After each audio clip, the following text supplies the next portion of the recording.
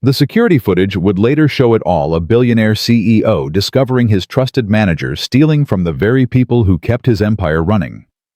But Marcus Thompson didn't need cameras to see Maria Santos sobbing in that supply closet, her trembling hands clutching a photo of her dying daughter, while her boss counted stolen wages in the next room. "Please, God," she whispered into the darkness, unaware that her prayers were about to be answered by the last person she'd expect. If you've ever wondered what happens when power meets desperation, in the most unexpected way, stay with me until the end of this story, and let me know in the comments what city you're watching from. I'd love to see how far our stories travel. The November rain hammered against the windows of Marcus Thompson's corner office, 47 floors above the streets of Chicago. At 52, Marcus commanded an empire of retail stores that stretched from coast to coast, his net worth hovering somewhere around $3 billion according to the latest Forbes estimate. But on this particular Friday afternoon, as he stood before the floor-to-ceiling windows watching the city blur beneath sheets of water, something gnawed at him, a feeling he couldn't quite shake. "Mr. Thompson." His assistant, Janet, knocked softly on the door. "Your 3 o'clock is here." Marcus didn't turn around. "Cancel it." "Sir." "Cancel everything for the next 2 weeks." He finally faced her, his decision crystallizing in that moment. "I'm taking a trip." Janet's eyebrows rose slightly, the most emotion she'd shown in 5 years of working for him. "Should I arrange the jet, the yacht?" "No." Marcus moved to his desk, pulling out a drawer he hadn't opened in months. Inside lay a worn leather wallet, completely different from the Italian leather one he usually carried. This one had belonged to his father, a janitor who'd worked nights to put Marcus through college. "I'm going undercover." The idea had been brewing since the last quarterly report. Store 237 on the south side, one of their supposedly best-performing locations according to the numbers, had shown some irregularities.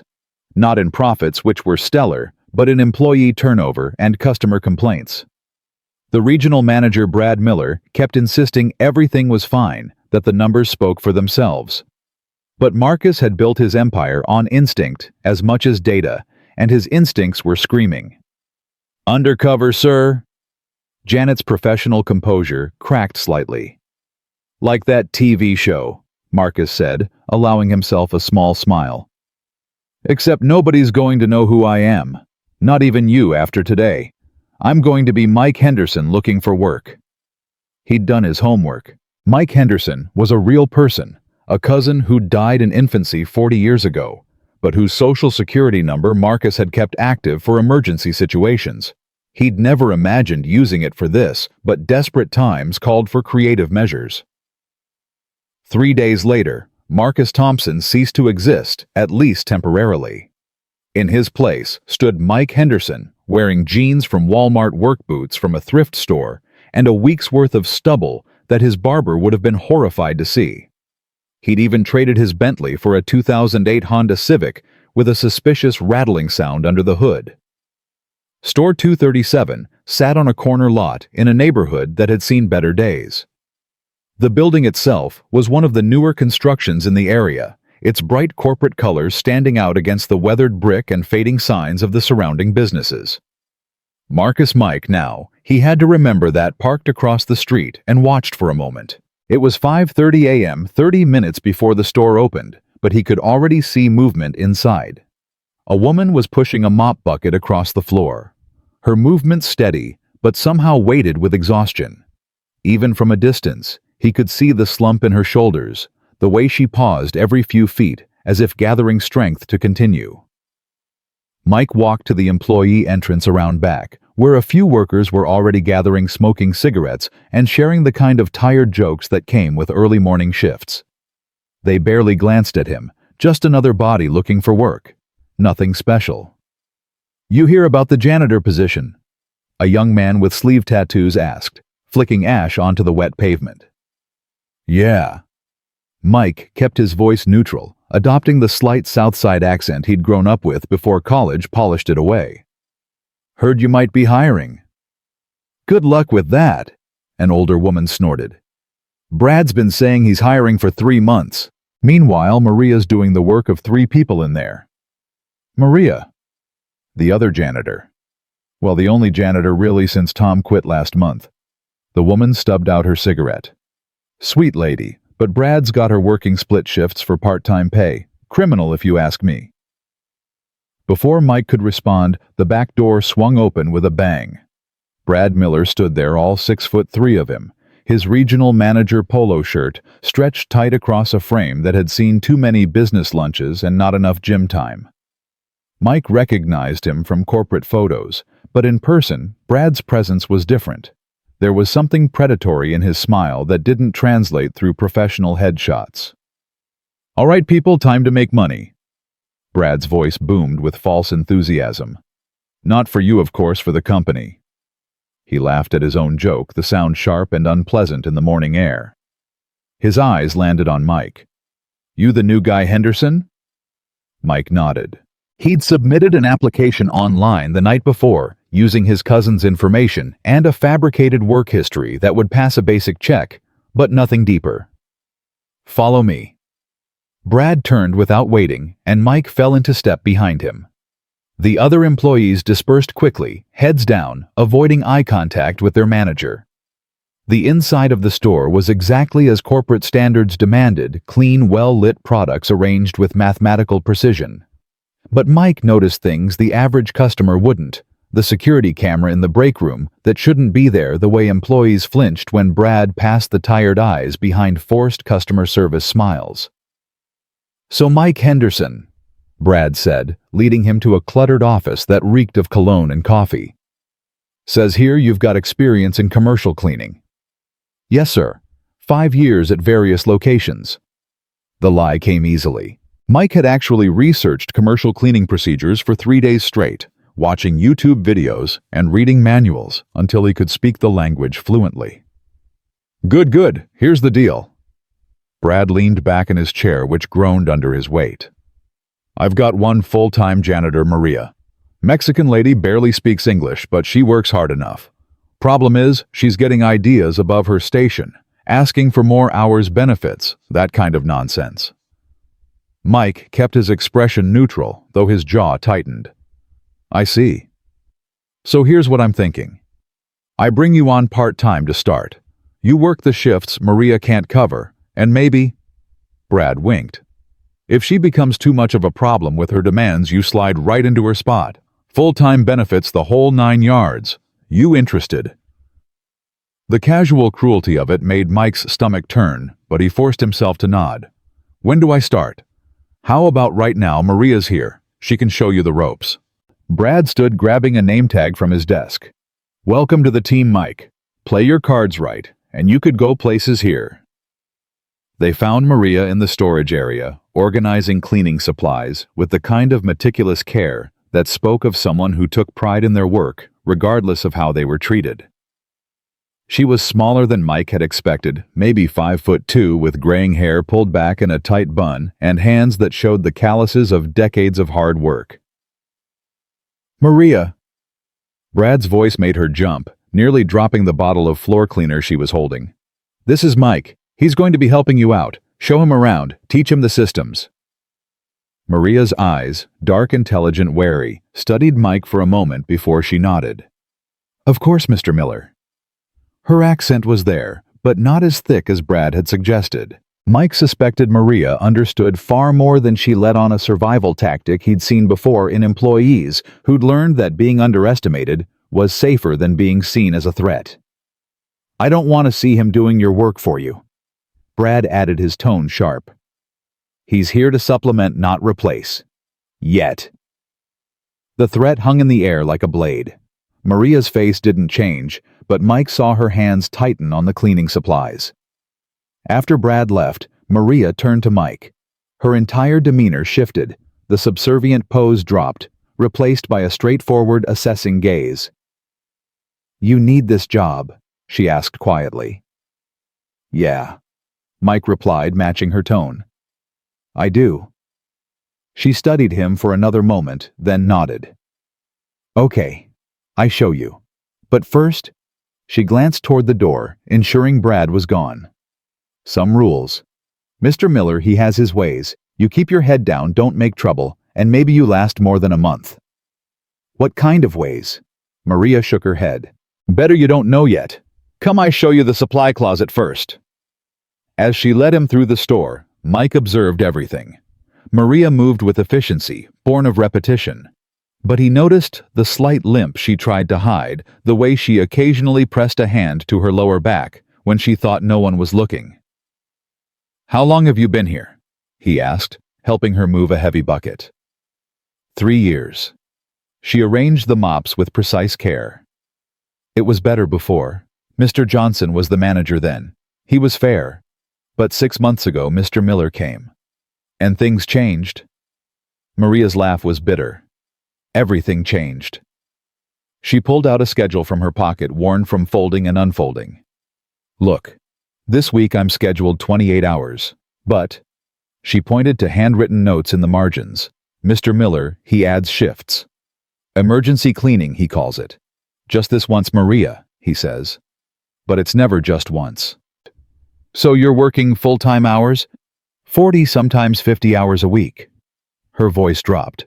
But on paper always under 30, no benefits, no overtime. Mike felt his anger rising, but kept it in check. That's illegal. Maria gave him a look that said everything about how naive that statement was. You think I don't know, but I need this job. My daughter... She stopped abruptly, as if she'd said too much. It's okay, Mike said gently. I'm not going to say anything. She studied him again, something in his tone perhaps convincing her. My daughter Sophia, she's 15. Smart girl, straight A's, wants to be a doctor.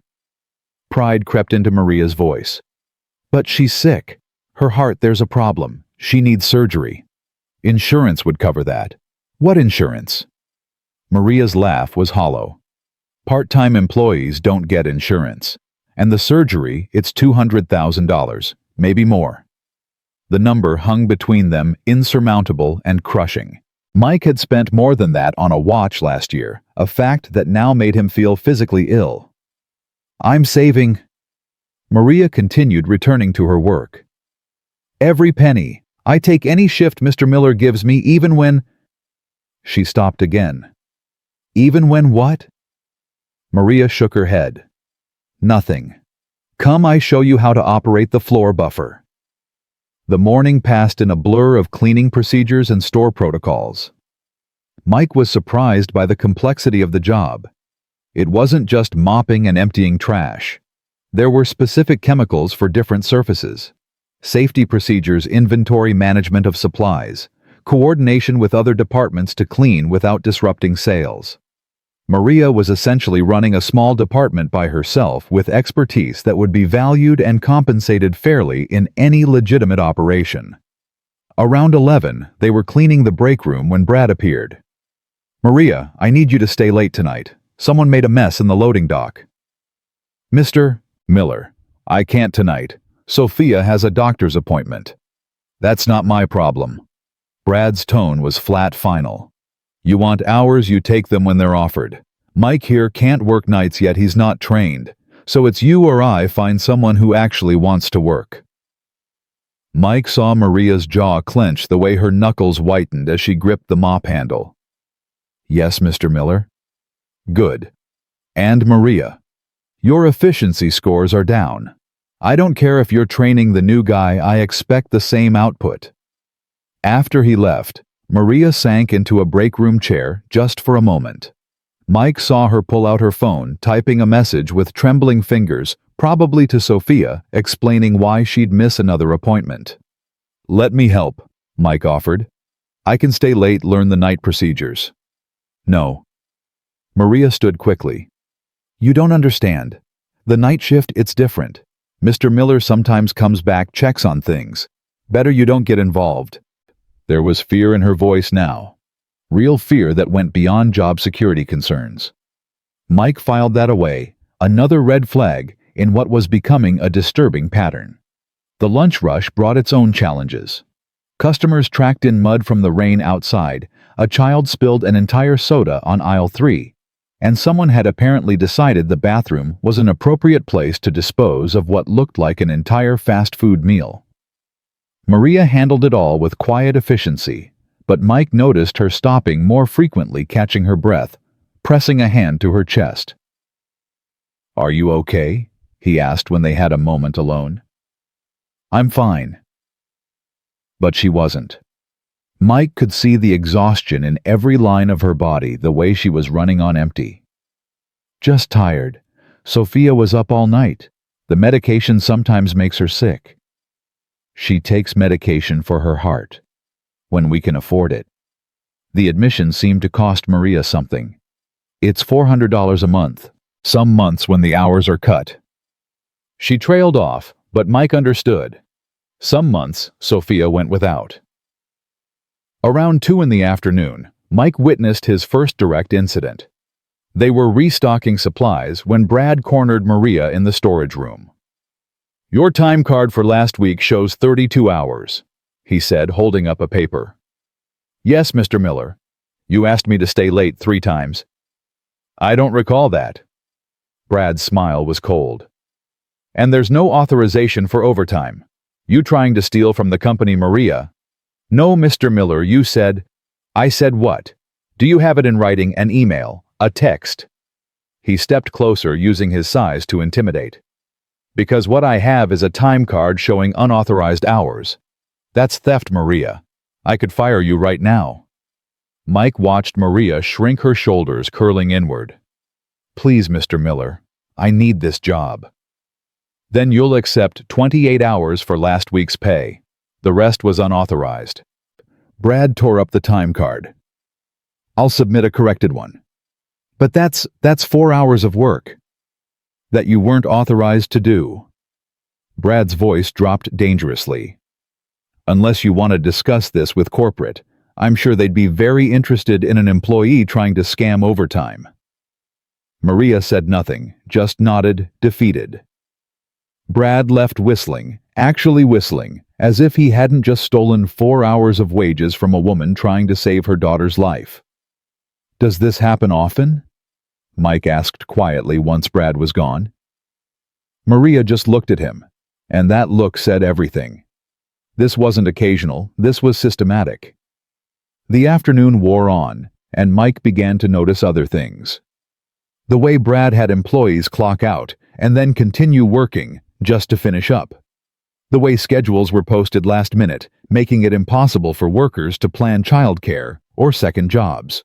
The way Brad would approve time off verbally, then deny it, had ever happened when the day came, forcing employees to choose between their job and their obligations. Around 4 o'clock, Mike was emptying trash in the administrative area when he overheard Brad on the phone in his office. "Yeah, Jerry, it's beautiful," Brad was saying. "I've got labor costs down 20% from last quarter. These people are so desperate they'll take anything. Especially the illegals, though Maria's legal, I checked. Shame, really. Would be even easier if I could threaten her with ice." Mike's hands stilled on the trash bag. "The best part," Brad continued, "they actually work harder the more you squeeze them. Take away hours and they're grateful for whatever scraps you throw them. It's psychology, man. Keep them desperate and they'll never complain." There was laughter on both ends of the line. Mike forced himself to continue his task, filing away every word for later. As the day shift ended, Mike watched the other employees leave quickly, anxiously, as if staying too long might draw Brad's attention. Only Maria remained, preparing for the extended shift Brad had forced on her. "You should go," she told Mike. "Your shift is over." "I could help." "No." Her voice was firm. "Please, just go." But Mike didn't go. Not really. He clocked out, made a show of leaving, then circled back and entered through a different door. He needed to see what happened during these night shifts that made Maria so afraid. He positioned himself in the stockroom, behind some shelving, where he could observe without being seen.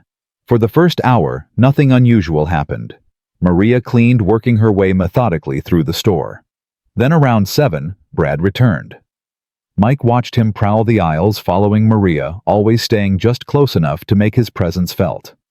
When she bent to clean under shelves, Brad stood too close. When she reached up to dust high fixtures, he was there ostensibly checking her work, but really just watching in a way that made Mike's skin crawl. "You missed a spot," Brad said at one point, pointing to a perfectly clean section of floor. "I'm sorry, Mr. Miller." Maria re-cleaned the area without argument. "You've been making a lot of mistakes lately, Maria. Maybe you're getting too old for this job." Maria said nothing, just kept working. "Or maybe you're distracted. How is Sophia, by the way?" The way he said her daughter's name made Maria freeze. It was casual, but loaded with implication. "I know about your vulnerability," it said. "I know exactly where to apply pressure." "She's fine, Mr. Miller." "Good, good. Medical bills all caught up. We're managing." "That's good to hear, because I'd hate for anything to affect your performance here. You know how hard it is to find jobs these days, especially for someone your age with your background." The threat was clear. Maria just nodded and continued working. Brad watched her for another few minutes, then left, but not before making sure she saw him noting something on his clipboard. Another manufactured infraction, no doubt, to hold over her head. After Brad's car pulled away, Mike emerged from his hiding spot. Maria wasn't surprised to see him. Somehow she'd known. "I told you to go," she said, but there was no anger in it, just resignation. "I couldn't. This is wrong, Maria. What he's doing, it's illegal. You could report him." Maria's laugh was bitter. "To who? Corporate? You think they care? Mr. Miller's store makes money. That's all that matters.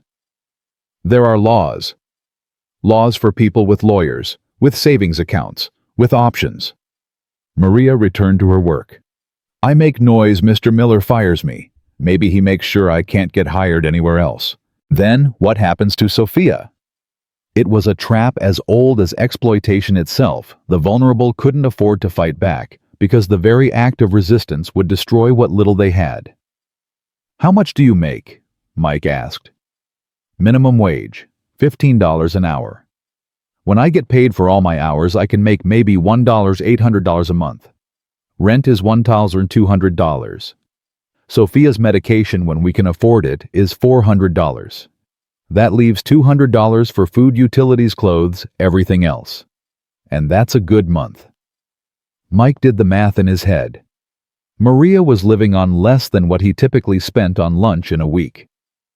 "The surgery has Sophia seen specialists when we can.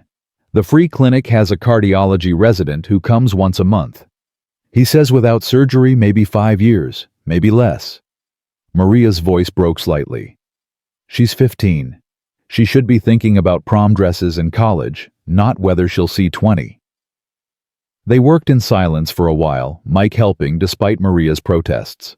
Around 9 o'clock, she suddenly stopped gripping the mop handle for support. "Maria." She waved him off, but her face had gone pale, and there was a sheen of sweat on her forehead. "I'm okay. Just give me a moment." But she wasn't okay. Mike could see her chest rising and falling rapidly, her breath coming in short gasps. "You need to sit down." "I can't. If Mr. Miller comes back—" "I don't care about Brad Miller. Sit down." Something in his tone, an authority he hadn't meant to reveal, made her comply. Mike got her water from the break room, watched as she slowly regained her color. "It's stress," she said finally. "The doctor at the clinic says I'm heading for my own heart problems if I don't slow down. Funny, right? Sophia gets her bad heart honestly. This can't continue." Maria looked at him, then really looked at him. "You're not really a janitor, are you?" The question caught Mike off guard. "What makes you say that? Your hands, for one. No calluses. Your shoes. They're from Walmart, but they're brand new. The way you hold yourself, the way you speak when you forget to hide it." She smiled slightly. "I've been invisible my whole life, Mr. Henderson. You learn to really see people when they don't see you." Mike said nothing, neither confirming nor denying. "Are you a cop? Immigration?" "No, nothing like that." "Then what?" Mike considered his options. Maintaining his cover was important, but Maria had already seen through it. And maybe, just maybe, Having an ally would help. "I'm someone who might be able to help," he said finally. "But I need to understand everything that's happening here.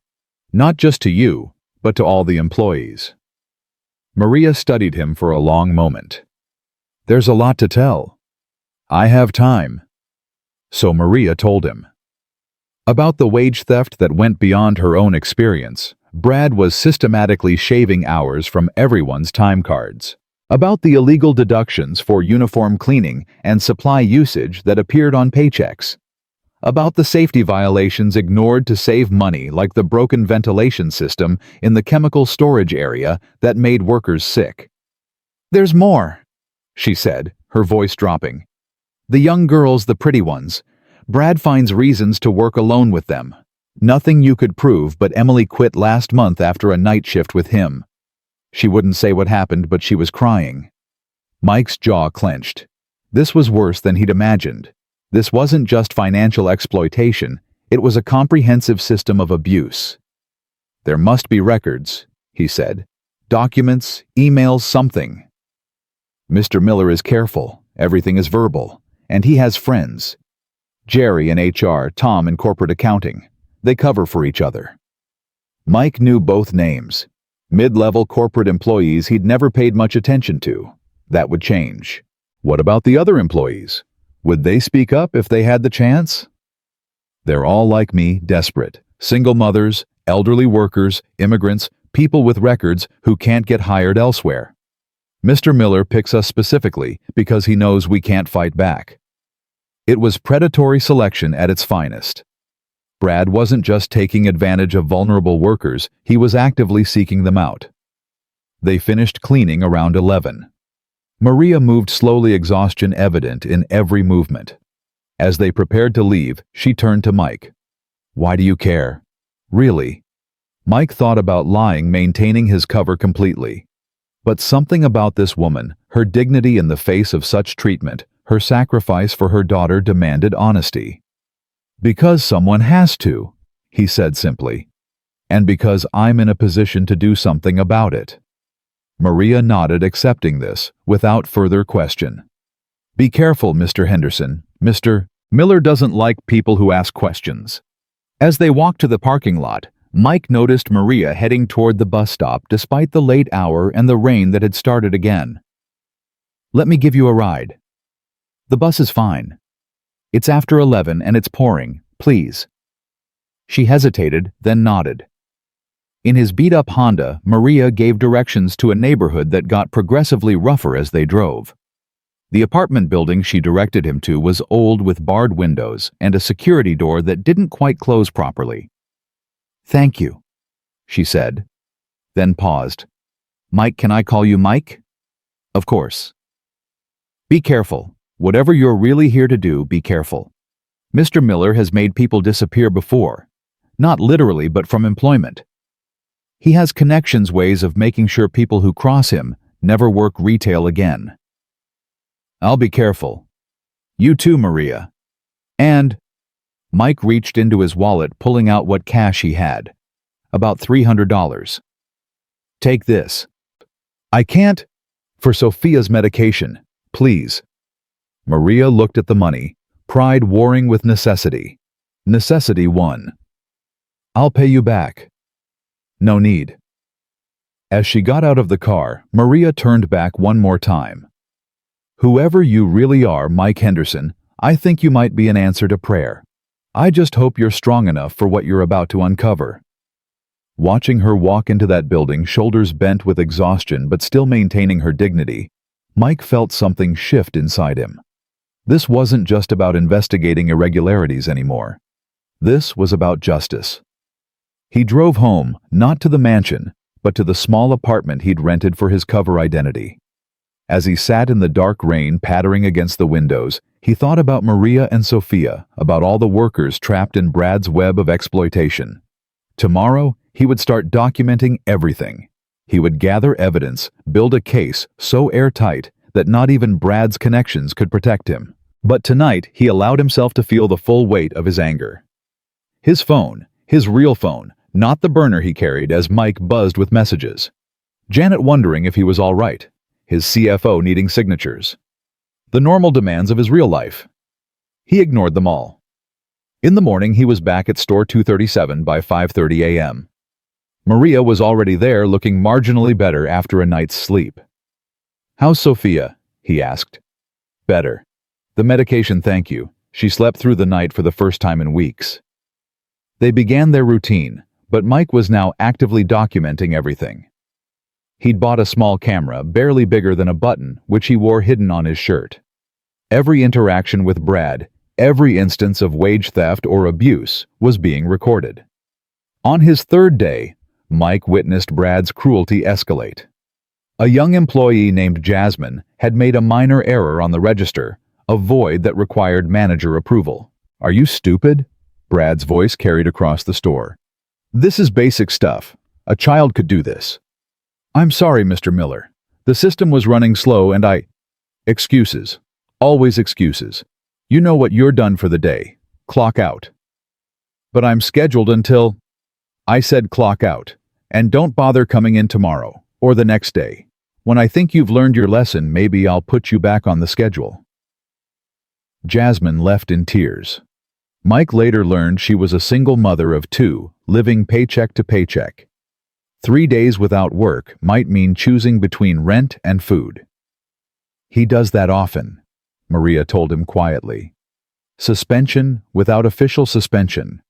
No paperwork, no process. Just cuts hours when someone displeases him. And nobody reports it. With what proof, he'll just say he adjusted the schedule for business needs. His word against ours." But now, it wasn't just their word. Mike's camera was capturing everything. On the fourth day, things took a darker turn. Mike was cleaning the back office area when he overheard Brad on a conference call. The door was slightly open, Brad's voice carrying clearly. "The beauty of it is the fear," Brad was saying. "Once you establish that fear, they police themselves. They'll work off the clock rather than risk asking for overtime. They'll accept any schedule change, any additional duty, any humiliation." "Aren't you worried about lawsuits?" another voice asked through the speaker. "From who? These people can't afford lawyers. And even if they could, I document every little infraction. Maria Santos, for instance. I've got a file on her every minute she's been late, every task not completed to standard, every time she seemed tired on the job. If she tries anything, I can show a pattern of poor performance. Her word against mine, and I've got the paperwork." Mike's blood ran cold. Brad wasn't just exploiting these workers, he was systematically building cases against them, creating a paper trail that would discredit any complaint they might make. "The key," Brad continued, "is to make them grateful for whatever you give them. Cut hours, then act like a hero when you offer an extra shift. Deny raises, then give a 25-cent increase and make them thank you for it. It's psychological warfare, and these people are too tired and desperate to even realize they're in a battle." That afternoon, Mike made a decision. He needed access to Brad's files to see exactly what he was documenting and how. During his break, he slipped into Brad's office. The computer was password protected, but the physical files were in an unlocked cabinet. What he found was worse than he'd imagined. Brad had files on every employee, but the thickest ones were for the most vulnerable workers. Maria's file was inches thick, documenting every perceived infraction going back 2 years, most of them fabricated or exaggerated. But there was more. In a locked drawer, the lock was cheap, easily picked. Mike found a second set of books. The official time records submitted to corporate and the real ones showing the actual hours worked. The discrepancy was staggering. Brad was stealing thousands of hours of wages every month, pocketing the difference. There were also printed emails between Brad and his accomplices in corporate discussing how to maximize profit through labor optimization. One email literally used the phrase, "squeeze them until they break," then replace them with fresh bodies. Mike photographed everything his anger building with each page, but he forced himself to be methodical, thorough. This needed to be incontrovertible. As he was finishing, he heard footsteps. Quickly, he closed everything, returning it exactly as it was, and slipped out through the other door, just as Brad entered. That evening, as Mike and Maria worked together, she seemed more tired than usual. Her hands shook slightly as she wrung out a mop, and twice he caught her gripping the wall for support. "When's the last time you ate?" he asked. "This morning." "Maria, it's 8 p.m. "I forgot to bring lunch. It's fine." But it wasn't fine. Mike went to the break room vending machine buying sandwiches and drinks, ignoring Maria's protests about charity. "It's not charity," he said firmly. "It's one human being helping another. That's all." As they ate, Maria opened up more about her life. Sophia's father had left when she was diagnosed, unable to handle a sick child. Maria had come to this country legally 25 years ago, had worked hard, played by the rules, and yet here she was, unable to save her daughter's life, despite working herself to death. "She's so smart," Maria said, showing Mike a photo on her phone.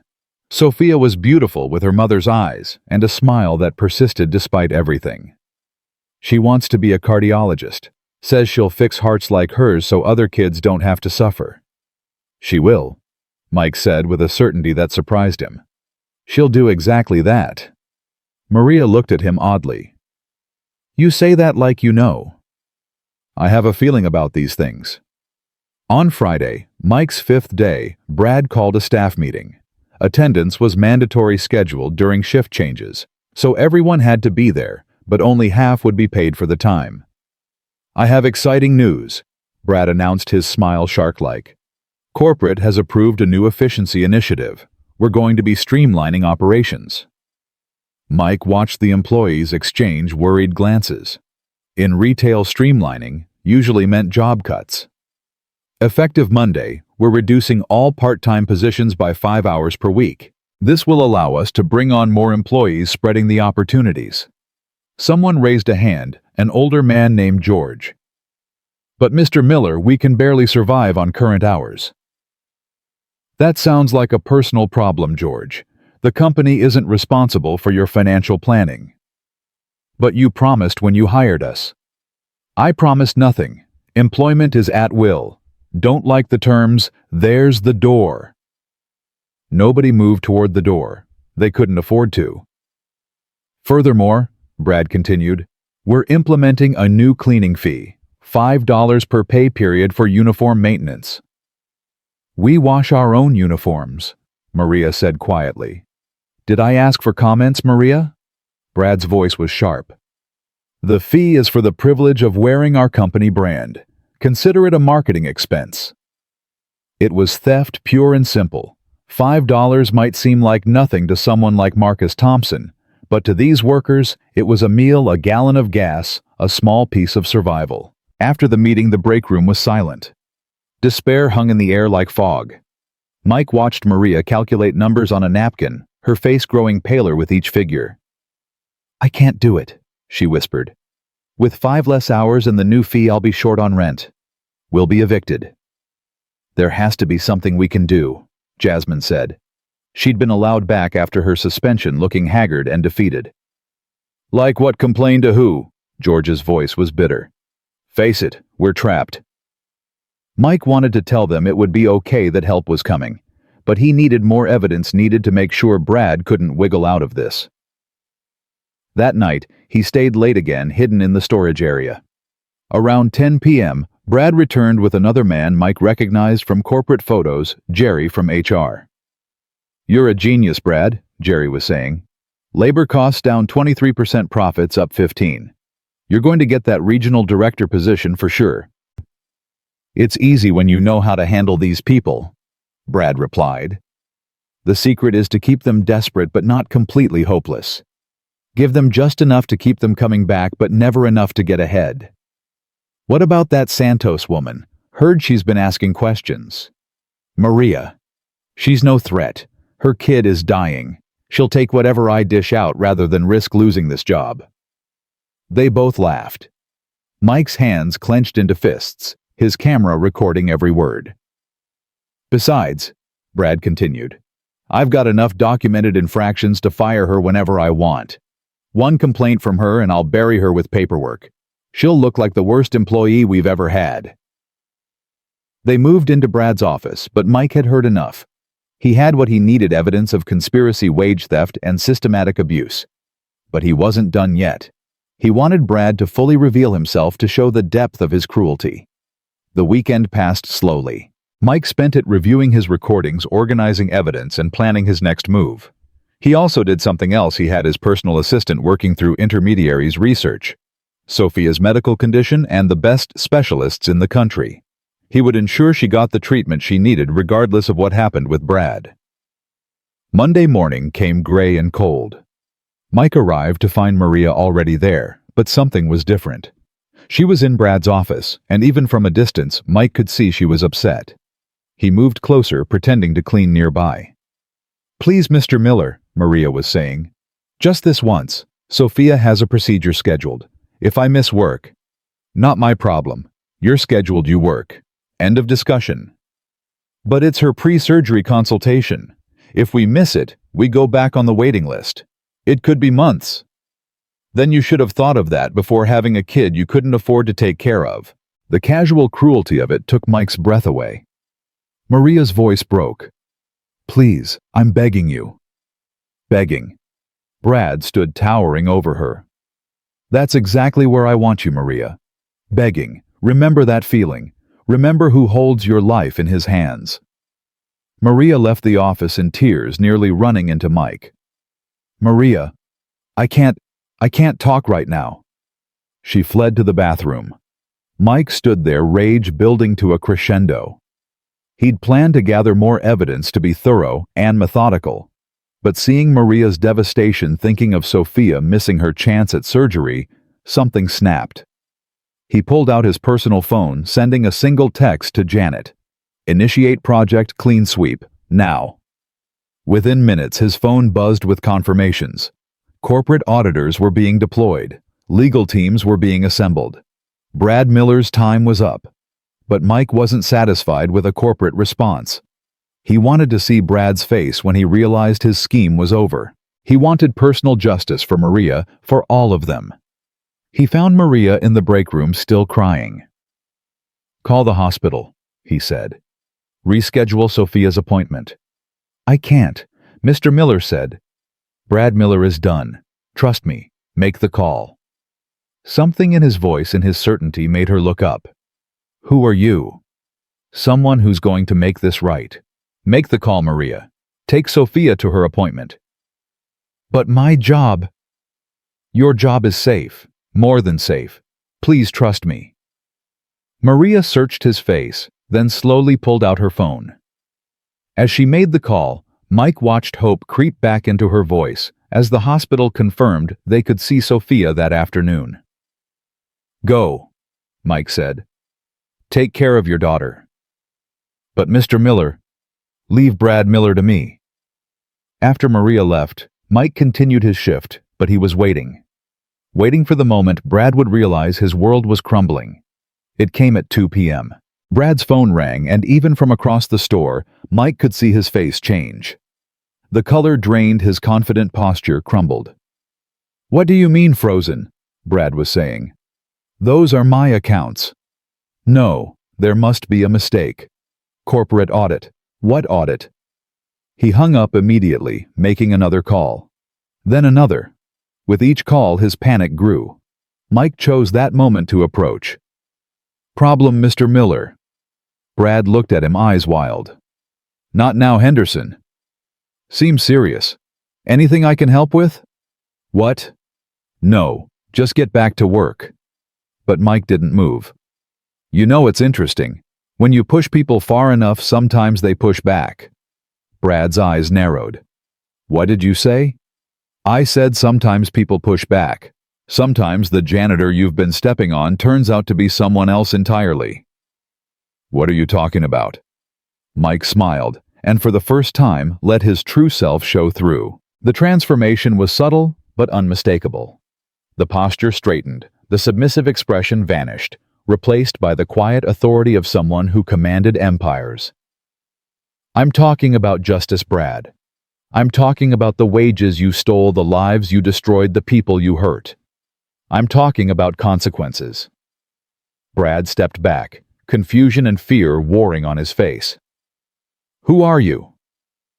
"I'm Marcus Thompson, your boss's boss's boss, and you, Brad Miller, are done." The blood drained from Brad's face entirely. "No.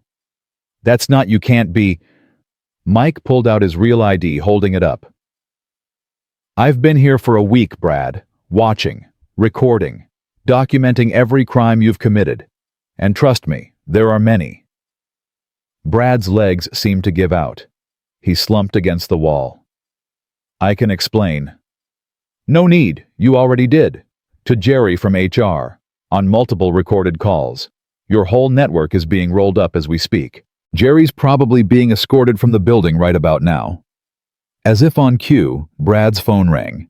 Jerry's name on the screen. Brad answered with shaking hands. "They know everything." Jerry's panicked voice was audible even from where Mike stood. "They have recordings, documents, Brad, we're finished." Brad dropped the phone, staring at Mike Marcus with a mixture of terror and rage. "You set me up." "No, Brad, you set yourself up. I just watched. And recorded." Marcus stepped closer. "Do you have any idea what you've done to these people? Maria Santos is killing herself, trying to save her daughter's life, and you're stealing her wages for your own gain. It's business. It's crime. Wage theft, fraud, conspiracy, sexual harassment. Oh yes, I know about Emily and the others. It's all documented. You're going to prison, Brad." Brad's face twisted. "You rich bastards are all the same, playing your games, pretending to care. The difference is I do care, and I have the power to do something about it." Marcus pulled out his phone. "Security is already here. You can walk out with dignity, or they can drag you. Your choice." Brad looked around wildly, seeing customers starting to notice the commotion. "This isn't over." "Yes, it is." Two security officers entered the store, moving toward them. Brad straightened his shirt, trying to salvage some dignity. "Mr. Miller," one of them said, "please come with us."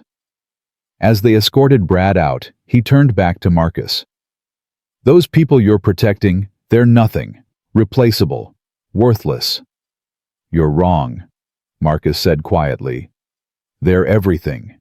They're the foundation your worthless career was built on, and now they're the reason it's ending." Brad was gone, but Marcus wasn't done. He called an immediate staff meeting, this time on the clock for everyone. The employees gathered nervously, unsure what was happening. They'd seen Brad escorted out, but didn't understand why. Marcus stood before them, no longer hiding who he was. "My name is Marcus Thompson. I'm the CEO of this company. For the past week, I've been working among you as Mike Henderson." Gasps rippled through the crowd. Jasmine's jaw dropped. George stared in disbelief. "I came here because I suspected something was wrong. What I found was worse than I imagined. Brad Miller has been stealing from you, abusing you, and I am deeply, deeply sorry that our company failed to protect you." "Mr. Thompson," George started, "we didn't know." "That's the point. You shouldn't have to know who I am to be treated fairly. Every single hour Brad stole from you will be repaid with interest. Every illegal fee will be refunded, and everyone here is getting a raise effective immediately." The room was silent, processing this reversal of fortune. "Furthermore," Marcus continued, "Maria Santos will be the new store manager." "What?" The voice came from the doorway. Maria stood there, having returned after dropping Sophia at the hospital. "I don't understand." "You've been running this store already," Marcus said. "You know every system, every process. The only difference is now you'll be paid and respected for it." "But I'm just a janitor." "No. You're a leader who happened to be mopping floors. There's a difference." Marcus turned to address everyone. "Maria has kept this place running despite impossible circumstances. She's shown more management skill than Brad ever did. She deserves this." Maria's eyes filled with tears. "My daughter. We'll have the best cardiology team in the country. I've already arranged it. The surgery is covered not by insurance, but by a special employee emergency fund I'm creating. No employee of this company should have to choose between their job and their child's life." The room erupted. People were crying, cheering, hugging each other. Jasmine grabbed Maria in a fierce embrace. George was wiping his eyes. Marcus held up his hand for quiet. There's more. Every employee who worked under Brad Miller will receive a special compensation package for the abuse you endured. We're also implementing new oversight systems to ensure this never happens again. Anonymous hotlines, regular audits, and real consequences for managers who abuse their power. Why? Maria asked through her tears. Why did you care enough to do this? Marcus thought of his father, the janitor who'd worked himself to death to give Marcus opportunities. Because someone has to. Because power without purpose is meaningless. And because every single person in this room deserves dignity, respect, and a living wage. Over the next hours, Marcus worked with corporate teams who'd arrive to process payments, arrange schedules, and begin the transition. Maria shadowed him, learning the management systems she'd be taking over. I don't know if I can do this, she admitted at one point. Maria, you've been doing impossible things for years. This will be easy by comparison. As the day ended, the store had a different energy. Employees were laughing, making plans, discussing their futures with hope instead of despair. Marcus found Maria in what was now her office, staring at the nameplate that had already been changed. Sophia's appointment went well, she said. The doctor says she's a good candidate for surgery. They can do it next month. She's going to be fine, Maria, and she's going to become that cardiologist she dreams of being.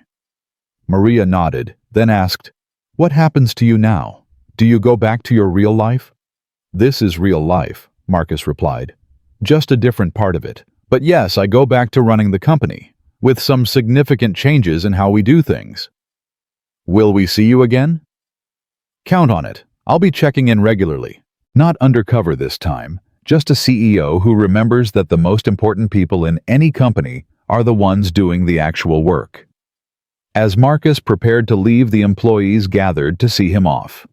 It was awkward.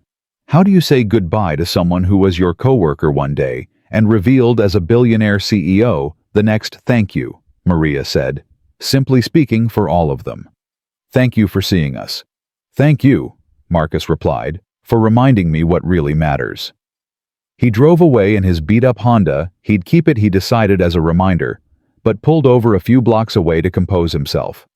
The week had been revelatory, not just about Brad's crimes, but about the systematic vulnerabilities in his own company that allowed such abuse to flourish. That night, Marcus called an emergency board meeting. He presented his findings, his recordings, his evidence. Some board members were shocked. Others tried to minimize it. One bad apple, they said, not a systematic problem. One bad apple that we allowed to rot for months, Marcus countered. How many other Brad Millers are out there in our stores? How many other Marias are suffering in silence? He pushed through a comprehensive reform package. Surprise audits. Employee advocates. Anonymous reporting systems that bypassed local management, and most importantly, a living wage standard that would make workers less vulnerable to exploitation. This will cost millions, the CFO protested. Brad Miller's abuse cost us our integrity, Marcus shot back. That's worth more than millions. The reforms passed barely. Marcus knew he'd have to fight to maintain them, but it was a start. A month later, Marcus returned to store 237. It had been transformed. Not physically, it looked the same, but the energy was completely different. Employees moved with purpose instead of fear. Customers commented on the improved service. Sales were up 12%. He found Maria in her office reviewing schedules. She looked younger somehow. The stress lines softened, the weight of desperation lifted. Mr. Thompson, I didn't know you were coming. Marcus, please. How's Sophia? Maria's smile was radiant. The surgery was successful. Complete success.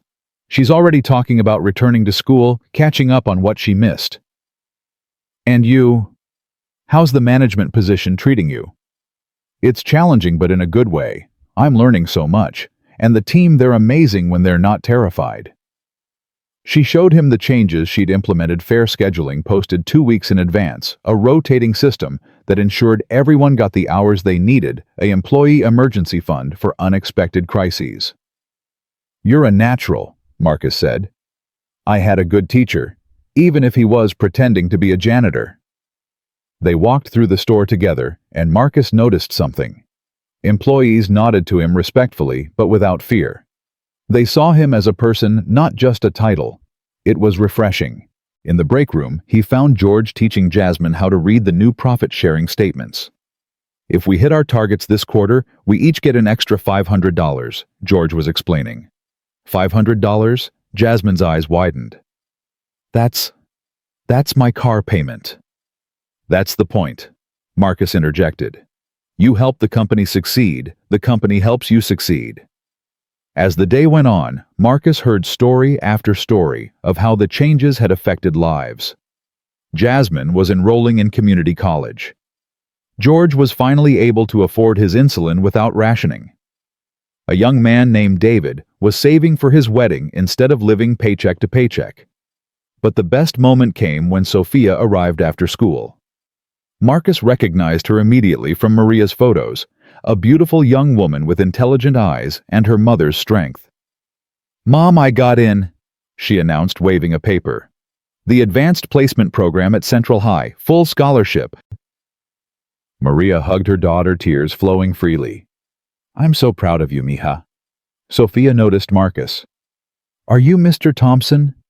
"The CEO who went undercover, guilty as charged." "Thank you," Sophia said simply. "For saving my mom. For saving me." "Your mom saved herself. I just leveled the playing field." As Marcus left that day, he reflected on the journey. Brad Miller was awaiting trial, his assets frozen, his future destroyed. Jerry and the others in his network had been terminated and were facing their own legal consequences. But more importantly, hundreds of employees across Marcus's company were now protected from similar abuse. The cost of the reforms had indeed been millions, but the company absorbed it easily. What they gained was harder to quantify, but far more valuable: employee loyalty, improved performance, and the knowledge that they were doing right by the people who made their success possible. 6 months later, at the company's annual meeting, Marcus stood before thousands of employees and shareholders. Store 237 had just been recognized as the most improved location in the entire chain. Maria was there, having been promoted to regional manager overseeing 5 stores. "We learned something important this year," Marcus told the crowd. "We learned that our employees aren't costs to be minimized, they're assets to be valued. We learned that dignity and profitability aren't mutually exclusive. And we learned that sometimes to really understand your company, you have to see it from the ground up." The applause was thunderous. Afterward, Maria found him in the quiet of a backstage room. "You changed everything," she said. "No, you changed everything. You and every employee who gets up every day and does the work. I just reminded people that you matter." Maria smiled. "Sophia's starting her pre-med program next year. She says she's going to be a cardiologist who also fights for healthcare justice. The world needs more of those. She also says she's going to be like you, someone with power who remembers the powerless." Marcus thought of his father, the janitor, whose sacrifices had made everything possible. Tell her the secret isn't remembering the powerless. It's remembering that power without compassion is worthless. As Maria left, Marcus stood alone for a moment, thinking about the journey. He'd gone undercover to investigate financial irregularities, and discovered something far more important: that in the gleaming towers of corporate success, it was easy to forget the human foundation everything was built on. Brad Miller was just one symptom of a diseased system that valued profits over people. Changing that system would take more than firing one bad manager or implementing new policies. It would take constant vigilance, continuous commitment to justice, and the courage to see employees not as resources, but as humans deserving of dignity. Marcus returned to his office that night, to his 47th floor view of the city. The same rain was falling that had started this journey weeks ago. But now, when he looked down at the streets below, he didn't see abstract traffic patterns or economic indicators. He saw people, thousands of Marias and Sophias, Georges and Jasmines, all struggling to build lives of meaning and dignity. His phone rang. Another crisis at another store, another problem to solve. But now he approached it differently. Instead of looking at spreadsheets and profit margins, his first question was, how does this affect our employees? The Brad Millers of the world would always exist, predators seeking to exploit the vulnerable. But Marcus had learned something important. They could only thrive in darkness, in the shadows of corporate indifference. Shine a light, pay attention, and actually care, and they scattered like the cockroaches they were. Later that night, Marcus received a message from Maria. It was a photo from Sophia's first day of volunteer work at the cardiac unit of the Children's Hospital. She was reading to young patients, kids facing the same surgery she'd survived. She says she wants to give them hope.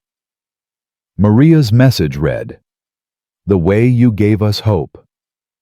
Marcus smiled, thinking that if his entire career led to nothing more than Sophia Santos becoming a doctor who'd save lives and fight for justice, it would have been worth it. The rain continued to fall on Chicago, washing the streets clean, and somewhere in the city, in a modest apartment, a mother and daughter were planning their future, a future that had once seemed impossible, but now spread before them bright with possibility. The morning after the annual meeting, Marcus couldn't shake the feeling that his work was far from over. He'd fixed Store 237, implemented company-wide reforms, but something nagged at him as he reviewed reports from other locations. The patterns were subtle but unmistakable. Stores in low-income neighborhoods consistently showed the same warning signs that had led him to investigate Brad Miller in the first place. His phone buzzed with a text from Maria. "Marcus, need to talk. Urgent. Not about my stores." They met at a small coffee shop near Store 237, a place where Maria said she'd often come to cry during the worst of Brad's reign. She looked troubled, her usual confidence dimmed by whatever was weighing on her mind. "What's wrong?" Marcus asked, sliding into the booth across from her. Maria pulled out her phone, showing him a series of text messages. "These are from my cousin Rosa. She works at a Thompson store in Detroit. Store 847. She scrolled through the messages, each one more desperate than the last. "Look familiar." Marcus read, his jaw tightening with each word. "Forced overtime without pay. Sexual harassment from a manager named Derek Collins. Threats of deportation, despite legal status. Wages consistently shorted." It was Brad Miller all over again. Perhaps worse. "I thought after everything that happened here after the reforms." Maria's voice trailed off. "So did I." Marcus's voice was grim. "But changing policy and changing culture are two different things. Some managers are just better at hiding their abuse. Rosa's daughter Carmen, she's pregnant. Complications. She needs bed rest, specialized care. But Derek cut her hours to just under the threshold for health insurance, just like Brad did to me. And Rosa, she's..." Maria paused, choosing her words carefully. "She's documented, but Derek keeps threatening to call ICE anyway. Half the workers there aren't documented, and they're terrified." Marcus felt the familiar anger rising, but this time it was mixed with frustration. How many Derek Collins and Brad Millers were out there? How many stores were kingdoms of cruelty, hiding behind corporate metrics? "I need you to tell Rosa I'm coming," Marcus said. "But she can't tell anyone else." "No one." "You're going undercover again." "It worked once." But even as he said it, Marcus knew this would be different. Detroit was a different city, a different demographic. And if Derek Collins was smart enough to hide his abuse from the new oversight systems, he'd be harder to catch. Maria reached across the table, gripping his hand. "Be careful. Rosa says Derek is connected, not just corporate friends like Brad had, but street connections, people who hurt people." 3 days later, Marcus Thompson once again became Mike Henderson. But this time, his cover was more elaborate. Janet had created an entire backstory recently released from prison for a minor offense, desperate for work, willing to take any job. It was the kind of profile that would attract a predator like Derek Collins. Store 847 was in a neighborhood that made Store 237's location look upscale. Abandoned buildings flanked the store, their windows either boarded up or broken. The parking lot was cracked weeds pushing through the asphalt like nature's revolt against urban decay. The store itself was technically up to corporate standards, but barely like someone doing just enough to avoid scrutiny. Marcus parked his beat-up Honda between two equally distressed vehicles and observed. Workers were arriving for the morning shift, but their body language was different from what he'd seen at Store 237. These people weren't just tired, they were scared. They moved quickly from their cars to the employee entrance, heads down. No conversation, no lingering. Inside the store felt oppressive despite the bright fluorescent lights. Marcus approached the customer service desk where a young woman with a name tag reading Carmen was working. This had to be Rosa's daughter. He could see the family resemblance to Maria in her features. "I'm here about the stalker position," Marcus said, pitching his voice lower, rougher than his natural tone. Carmen's eyes flickered with something warning. "Fear. Mr. Collins handles all hiring. He's in the back office." As Marcus walked toward the office, he passed an older woman mopping the floor. She looked up briefly, and he recognized Rosa from Maria's photos. Their eyes met for a split second, and he saw recognition flash across her face. Maria had told her he was coming. But Rosa immediately looked away, continuing her work, as if she'd seen nothing. The office door was open, revealing Derek Collins. Where Brad Miller had been big and soft, Derek was lean and hard with the kind of muscle that came from a gym, and possibly steroids. Tattoos peeked out from under his collar and sleeves. Not artistic pieces, but the kind that suggested a past he'd officially left behind, but still carried with him. "You Henderson?" Derek's voice was flat, assessing. "Yes, sir." Derek looked at the application Marcus had submitted. "Says here you just got out. What were you in for?" "Possession with intent. Did 3 years in Jackson." Derek's eyes sharpened with interest. "Dealing?" "Trying to. Wasn't very good at it, apparently." Derek laughed, a sound devoid of warmth. "Well, we don't deal drugs here, Henderson. We deal in cheap Chinese shit that breaks after 3 uses. You good with that?" "I'm good with whatever pays." "Smart man." Derek leaned back, studying Marcus. "You know what I hate most? Thieves. Employees who steal time, steal product, steal from me. You steal from me?" "No, sir." "Good. Because I deal with thieves my own way. Corporate has their policies, but I've got mine. Understand?" The threat was naked, unsubtle. Marcus nodded. "You can start today. Night shift. Minimum wage. No benefits for the first year. Assuming you last that long. Most don't." Derek stood, and Marcus noticed the way his shirt pulled, revealing what looked like the grip of a gun in his waistband. "Rosa will show you around. She's one of the good ones, knows how to keep her mouth shut and work." Marcus found Rosa in the supply closet organizing cleaning supplies with the same meticulous care he'd seen in Maria. When she turned to face him, he saw Maria's strength, but also something else, a deeper fear born from different experiences. "Maria told me about you," Rosa whispered in Spanish, glancing nervously at the door. "You helped her." "I'm going to help you too," Marcus replied in the same language, grateful for the years of lessons he'd taken. "Be careful. Derek is not like this Brad Miller. He's dangerous. Really dangerous." She pulled up her sleeve slightly, revealing old bruises. "He doesn't just threaten." Marcus's anger flared, but he kept it controlled. "Has he hurt you?" Not the way you think. But he grabs, pushes, makes sure we know he can hurt us if he wants." "And Carmen?" Rosa's voice broke.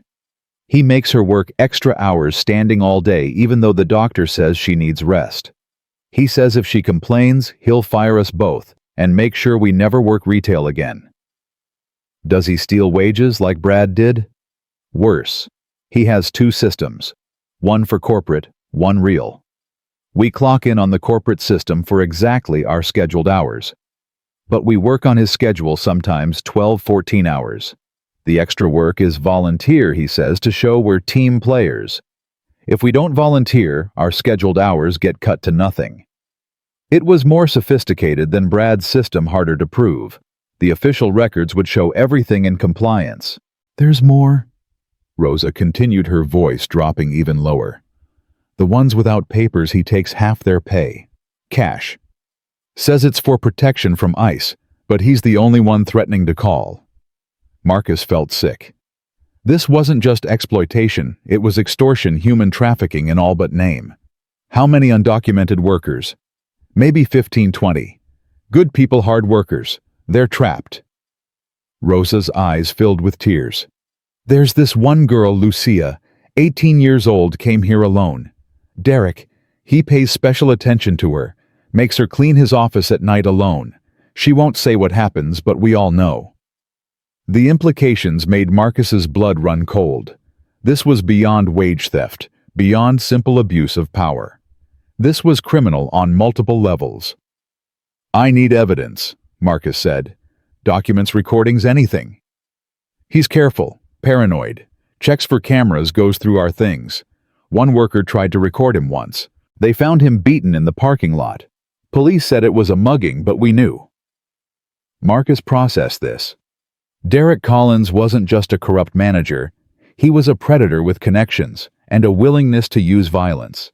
This would require a different approach. The night shift was a revelation in systematic abuse. Marcus watched Derek orchestrate his kingdom of fear with brutal efficiency. Workers were assigned impossible tasks, then berated for not completing them. Any complaint was met with threats. Deportation for some, violence for others, starvation for all. Around midnight, Marcus witnessed Derek's treatment of Lucia firsthand. The young woman was called to his office, and Marcus positioned himself where he could observe through the partially open door. Derek didn't touch her. He was too smart for that, but he made her stand uncomfortably close while he talked, his words too low to hear, but his intent clear in his body language. When Lucia emerged 20 minutes later, she was crying silently, her hands shaking as she returned to work. Marcus wanted to intervene, but he needed more evidence, needed to build a case that would destroy Derek completely. Over the next few days, Marcus documented everything he could. He used a button camera like before, but also took photos of documents when Derek was distracted. He discovered Derek's real books hidden in a locked filing cabinet that Marcus picked during a late shift. The scale of the theft was staggering. Derek was stealing nearly $50,000 a month in wages, funneling it through a series of fake vendor accounts. But the financial crimes were just the tip of the iceberg. Marcus found Derek's insurance files, photos, and personal information of every undocumented worker, their families, their addresses. It was a catalog of leverage, a tool for complete control. On his fourth night, Marcus witnessed Derek's violence firsthand. A worker named Miguel had made the mistake of asking about overtime pay. Derek didn't hit him in the store, he was too careful for that. But Marcus followed them to the parking lot where Derek cornered Miguel behind a dumpster. "You think you're smart." Derek's voice was calm, which made it more terrifying. "Asking about overtime, making trouble. I just thought..." The punch was quick, professional to the stomach where it wouldn't leave visible marks. Miguel doubled over, gasping. "You don't think. You work. And if you ever question me again, it won't be just you. Your wife works at the factory on 8th Street, doesn't she, pretty woman? Be a shame if something happened to her." Marcus recorded it all, fighting the urge to intervene. He needed to catch Derek in something that would put him away for years, not months. The breakthrough came on the 6th night. Marcus was restocking when he overheard Derek on the phone in his office. "Yeah, I need another batch. The last ones are getting too uppity. No younger this time. Teenagers are easier to control. Yeah, I can place them. I've got shifts nobody wants and they won't complain." Usual rate. Good. Marcus's blood ran cold. This wasn't just exploitation. Derek was involved in human trafficking, bringing in undocumented workers specifically to exploit them. He needed to act fast, but carefully. That night, after his shift, Marcus didn't go to his apartment. Instead, he drove to a 24-hour diner and made a series of calls, not to corporate, but to contacts he'd developed over the years. FBI agents he'd met at charity functions, attorneys who specialized in human trafficking cases, even a journalist who'd won a Pulitzer for exposing similar operations. "I need a coordinated strike," he told Special Agent Diana Webb. "This guy is dangerous connected, and he'll run if he gets any warning." "How solid is your evidence?" "Video of assault, documented wage theft, recorded confession of human trafficking, and I know where he keeps his records. We can move in 48 hours. Can you maintain cover that long?" "I'll have to." Those next 2 days were the longest of Marcus's life. He watched Derek continue his reign of terror, saw Carmen forced to work, despite increasingly obvious medical distress, witnessed Lucia called to Derek's office again. But he also used the time to gather final pieces of evidence and, crucially, to prepare the workers for what was coming. He couldn't tell them directly, but he found ways to give hope. A whispered word to Rosa that help was coming. A note slipped to Miguel to document his injuries. A suggestion to Lucia that she should text a friend whenever Derek called her to his office, creating a record. On the final night, Marcus knew something had changed. Derek was on edge, pacing the store, checking and rechecking security cameras. "Someone's been in my files," Derek announced at the shift meeting. "Someone thinks they're clever." His eyes scanned the assembled workers, all of whom shrank back except Marcus, who met his gaze steadily. Too steadily, perhaps. "Henderson," Derek said slowly. "You've been asking a lot of questions for a new guy." "Just trying to learn the job, sir." "Yeah. Let's talk about that. My office. Now." Marcus followed, knowing this was dangerous, but also knowing that in about 30 minutes it wouldn't matter. He just had to survive until then. In the office, Derek closed the door and locked it. "You know what I think, Henderson? I think you're not who you say you are." "I don't know what you mean." Derek pulled out his phone, showing a grainy photo from a news article about Store 237. It was Marcus at the company meeting, barely recognizable, but similar enough if you were looking for it. "Funny thing about facial recognition software, it's getting really good these days." Derek pulled out his gun, not pointing it, but setting it on the desk between them. "So Mr. Thompson want to tell me what a billionaire is doing, playing janitor in my store?" Marcus calculated quickly. The FBI would be here soon, but soon might not be soon enough. "You're right," Marcus said, dropping the pretense. "I'm Marcus Thompson, and you're done." Derek laughed. "Am I? You think your corporate authority means anything here? This is my world. These people are mine." "Not anymore." "No. What are you going to do, fire me? I'll be gone before you can make the call. And I'll take half these workers with me, the ones who can't afford to lose even a day's pay. They'll follow me because they have no choice." "You're wrong about that. They have a choice now." Derek picked up the gun, still not quite pointing it at Marcus. "You really don't get it, do you? This isn't about corporate policies or employee handbooks. This is about survival, mine and theirs. And in this world, I make the rules. Your rules are about to change." Marcus could hear something: car engines, multiple vehicles. "In fact, I think they're changing right now." Derek heard it too, his head snapping toward the window. Outside, FBI vehicles were pulling into the parking lot, their lights dark, but their presence unmistakable. "You son of a—" Derek raised the gun, but Marcus was already moving. He knocked the weapon aside, years of self-defense training kicking in. They struggled, crashing into the desk files, scattering. The gun went off the bullet, hitting the ceiling, and then the door exploded inward. FBI agents flooded in, weapons drawn, screaming commands. Derek was on the ground in seconds, cuffed and searched. "Derek Collins, Agent Webb said, "You're under arrest for human trafficking, extortion, assault, and about 15 other charges we'll sort out downtown." As they dragged Derek out, he looked at Marcus with pure hatred. "You have no idea what you've done. The people I work for will find someone else," Marcus finished.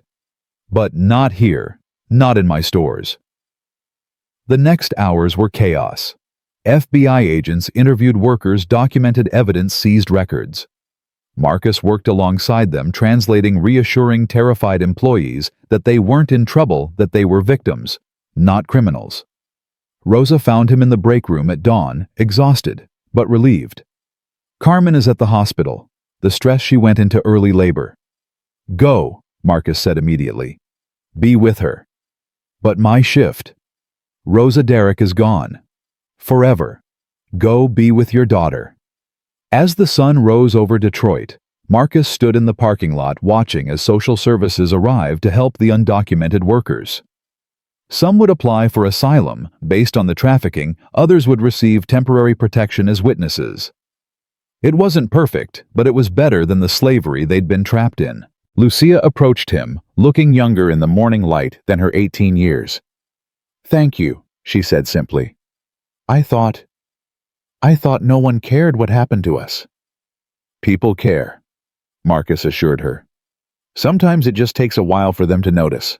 But when they do—" He gestured at the FBI vehicles, the social workers, the attorneys who'd already arrived to ensure the workers' rights were protected. "Things change." His phone rang, Maria calling. "I heard," she said without preamble. "Rosa called. Carmen had the baby a little early, but they're both okay." "Good, that's good." "Marcus, how many more stores are like this?" It was the question he'd been avoiding. "I don't know, but I'm going to find out." Over the next weeks, as Derek's case made national news, Marcus initiated the most comprehensive audit in his company's history. Not a financial audit, a human one. Teams of investigators, social workers, and reformed former employees like Maria visited every store, especially those in vulnerable communities. They found 4 more Derek Collins, 3 more Brad Millers, and dozens of smaller-scale abusers. Each discovery was a blow to Marcus's faith in his company, but also a chance for redemption. The legal proceedings against Derek revealed the extent of his network. He'd been part of a larger trafficking ring, bringing in vulnerable workers from Central America, promising them legitimate jobs, then trapping them in cycles of debt and fear. The FBI credited Marcus's evidence with breaking open a case they'd been building for years. But the real victory came in the aftermath. Marcus didn't just fire the abusive managers, he rebuilt entire store cultures. He promoted from within, elevating workers who understood what it meant to struggle. Carmen recovered from her early delivery, became an assistant manager. Lucia, with company support, enrolled in college while working part-time. 6 months after Detroit, Marcus found himself back in store 847, now transformed. The new manager was Roberto, a former worker from another store who'd been overlooked for promotion for years because of his accent. The atmosphere was completely different. Workers chatted in the break room, smiled at customers, genuinely moved with purpose rather than fear. "Mr. Thompson," Roberto greeted him. "Welcome back. How are things? See for yourself." They walked through the store and Marcus saw what he'd hoped to see: dignity. Workers were treated as professionals, schedules were fair, and posted weeks in advance, and everyone received not just minimum wage, but a living wage. In the break room, Marcus found Rosa training new employees. She'd been promoted to head of human resources for the district, her experience making her uniquely qualified to spot and prevent abuse. "Mr. Thompson," she said warmly, "did you hear Carmen's baby took her first steps yesterday?" "That's wonderful." "She wanted me to tell you something," Rosa continued. "She's naming the baby Hope, because that's what you gave us, hope that things could be different." That evening, Marcus attended a dinner Maria had organized for all the workers from both stores who'd been affected by the changes. It was held in a community center. Nothing fancy, just people sharing food and stories. Marcus sat at a table with Miguel, who now managed his own store, and Lucia, who was studying business administration. "I used to think rich people were all the same," Miguel said, somewhat embarrassed. "Thought you all just saw us as numbers on a spreadsheet." "Some do," Marcus admitted. "I probably did for too long. It's easy to forget when you're so far removed from the daily struggle." "What changed?" Lucia asked. Marcus thought about it. "I remembered where I came from. My father was a janitor, worked himself to death to give me opportunities. Somewhere along the way, building my empire, I forgot that. It took seeing Maria crying in that supply closet to remember that every employee is someone's parent, someone's child, someone trying to build a life." The conversation was interrupted by Maria calling for attention. She stood at the front of the room, confident in a way that would have seemed impossible under Brad Miller's reign. "We're here because one person decided to look closer," she said. "One person decided that our suffering mattered. But the real lesson isn't that we need billionaire saviors. It's that we all have power when we stand together, when we refuse to accept abuse as normal." She was right, Marcus realized. His intervention had been necessary, but not sufficient. Real change came from empowering workers to protect themselves and each other. As the evening wound down, Marcus found himself outside looking at the stars, barely visible through the urban light pollution. Agent Webb joined him, having stopped by to update him on Derek's case. "He's going away for a long time," she said. 25 to life, probably. The trafficking charges alone." "It's not enough," Marcus said. "How many more Derek Collins are out there? How many businesses built on exploitation?" "Too many. But every one we catch makes the others nervous. Every worker who speaks up makes it harder for them to operate." She paused. "What you did was brave. Stupid maybe, but brave. What I did was overdue." After she left, Marcus stood alone thinking about the journey that had started with a simple investigation and led to a complete reformation of how he saw his business. The financial cost had been enormous. The reforms, the legal proceedings, the compensation for victims. But the human cost of not acting would have been infinitely greater. His phone buzzed with the message from Sofia Santos, Maria's daughter. She'd been accepted into a pre-med program at Northwestern University, with a full scholarship funded partly by a foundation Marcus had quietly established. "Thank you for everything," her message read. "I promise to use this opportunity to help others like you helped us." Marcus smiled, thinking that this was the real return on investment. Not quarterly profits, but lives transformed, potential, realized dignity, restored. As he drove home, he passed store 237, lit up in the night. Through the windows, he could see the night shift working, fairly paid, properly treated dignity intact. It wasn't perfect. Nothing ever was. But it was better. Significantly better. The next morning brought new challenges. A shareholder group was threatening to sue over the reduced profits from the reforms. Corporate executives were pushing back against the oversight measures. Some board members wanted him to step down, saying he'd lost perspective. But Marcus had gained something more valuable than perspective. He'd gained purpose. The company could make money, should make money, but not at the cost of human dignity, not by grinding workers into dust. He called Maria now, managing 5 stores with excellence. "I need your help," he said. "What's wrong?" "The board wants to roll back the reforms. They say it's too expensive." Maria was quiet for a moment. "Then show them what expensive really looks like. Show them what happens when workers are treated well versus treated badly." It was brilliant in its simplicity. Over the next month, Marcus compiled comprehensive data comparing stores pre- and post-reform. The results were undeniable. Stores with better worker treatment had higher sales, lower turnover, fewer lawsuits, better customer satisfaction. The initial costs were high, but the long-term benefits were clear. He presented this to the board, but also did something else. He brought Maria Rosa Roberto and other elevated workers to the meeting. Let them tell their stories directly to the people who wanted to reduce them back to numbers on a spreadsheet. "You see wage increases as cost," Maria told the board. "We see them as investment. When I can afford my daughter's medicine, I don't call in sick to care for her. When Roberto can pay his rent without working 3 jobs, he's not exhausted and making mistakes. When workers are treated with dignity, we don't just work harder, we work smarter." The board voted to maintain the reforms narrowly. Some members remained unconvinced, but Marcus had bought time. As the years passed, the Thompson retail chain became known not just for its products, but for its treatment of workers. Other companies began adopting similar practices, not out of altruism, but because the data showed it worked. The Thompson model became a business school case study. But for Marcus, the real measure of success came in smaller moments. Carmen's daughter taking her first day of kindergarten, Lucia graduating with honors, Miguel's son getting into college, Rosa buying her first house. These weren't just statistics, they were lives changed, families lifted, dignity restored. The night before the 5th anniversary of his first undercover mission, Marcus returned once more to store 237. It was late, the store closed, but Maria had given him a key.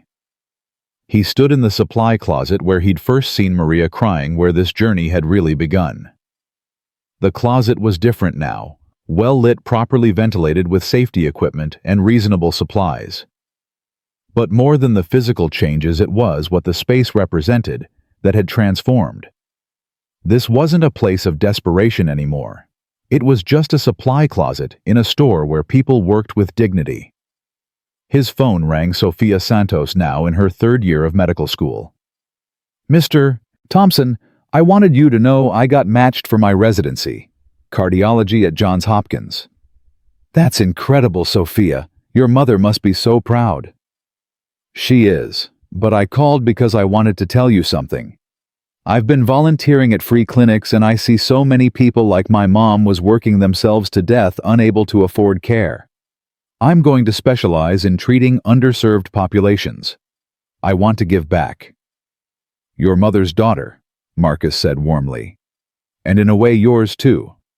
You showed us that power doesn't have to be selfish. That those who have can help those who don't. That's the kind of doctor I want to be." After the call, Marcus stood in the quiet store, reflecting on the ripple effects of that first decision to go undercover. One investigation had led to systematic reform. One act of seeing had led to hundreds being seen. One choice to care had created a cascade of caring. The call came at 3 in the morning, jarring Marcus from sleep in his Chicago penthouse. Janet's voice was strained, something he'd never heard in their 7 years of working together. "Marcus, there's been an incident at store 1247 in Birmingham. 3 employees hospitalized, 1 in critical condition. The local manager, Robert Hayes, is missing." Marcus was already getting dressed, his mind racing. Store 1247 had been flagged in their latest audit as fully compliant, a model location. What happened? Fire in the storage facility. But Marcus...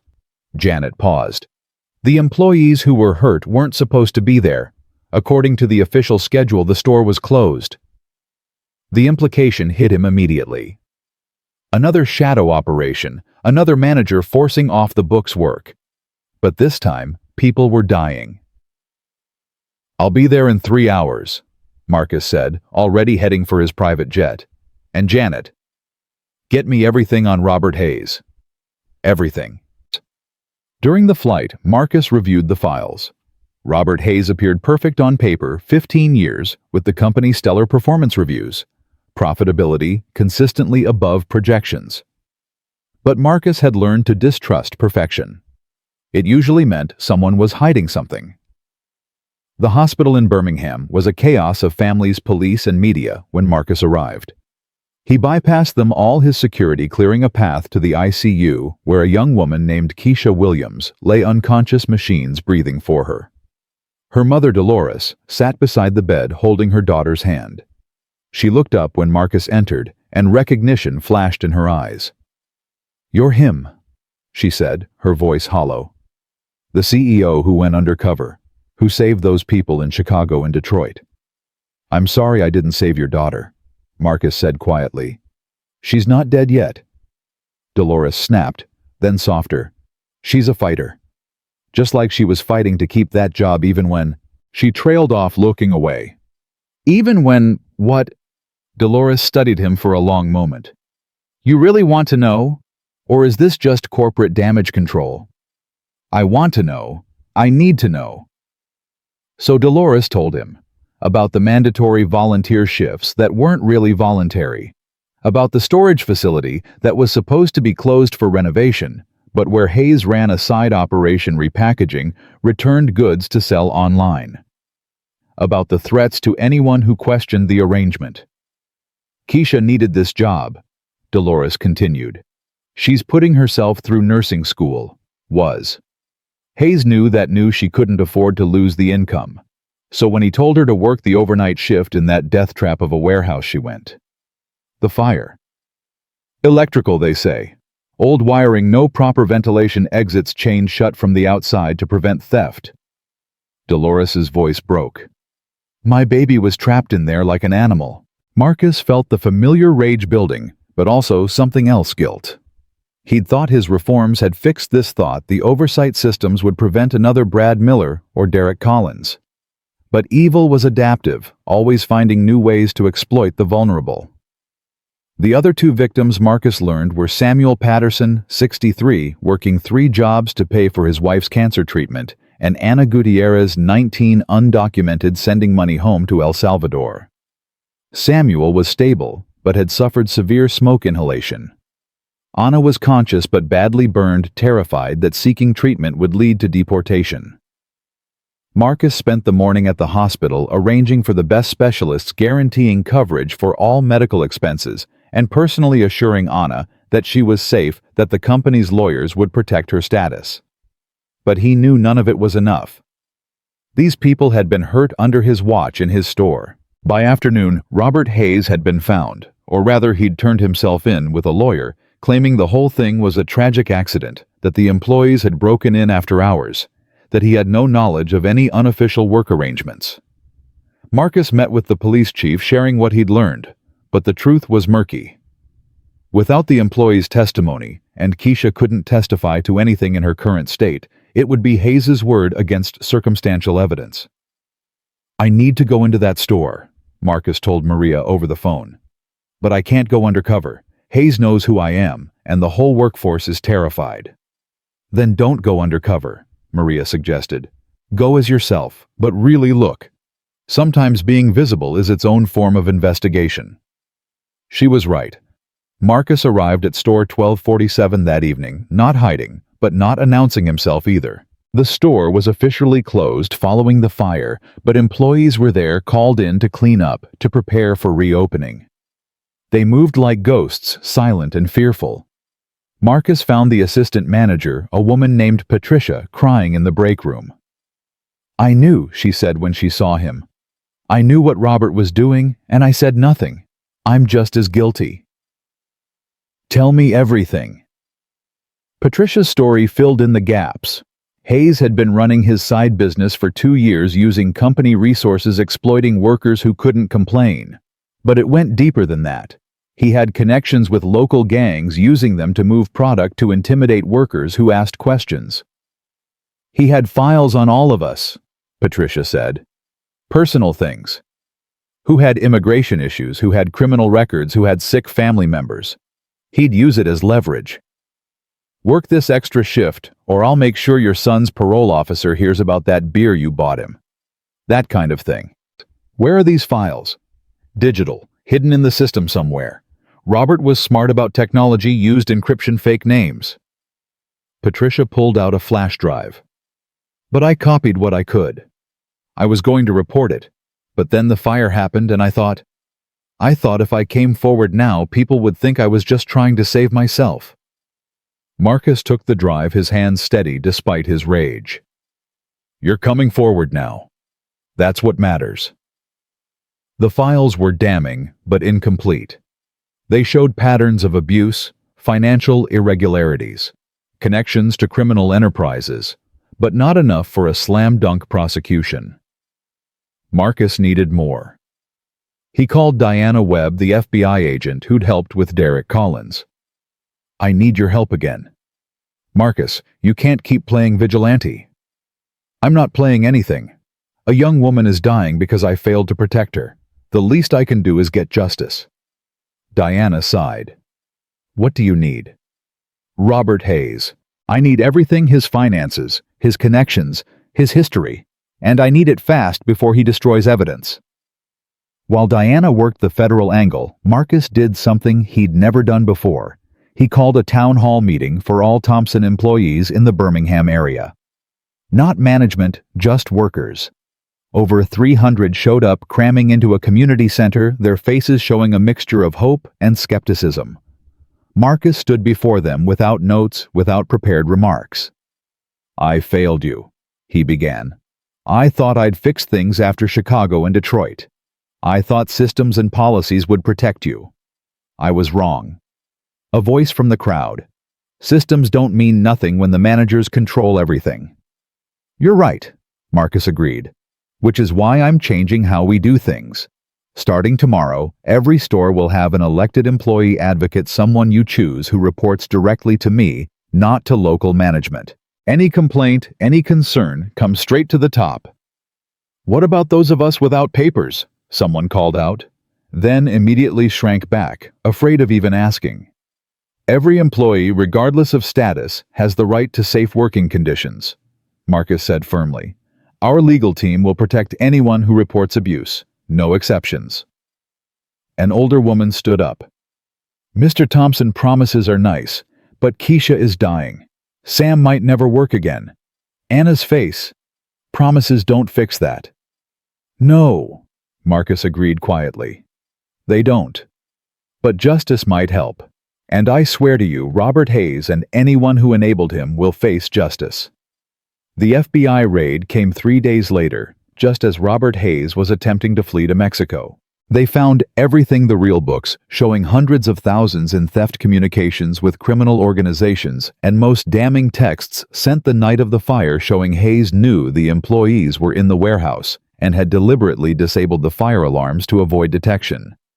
But the investigation revealed something worse. Hayes wasn't operating alone. There was a network of corrupt managers across several states, all running similar schemes, all protecting each other.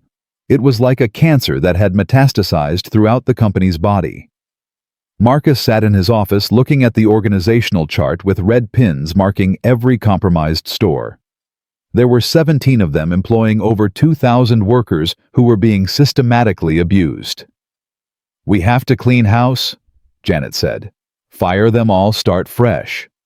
That's 1,700 employees who had nothing to do with this losing their jobs, Marcus countered.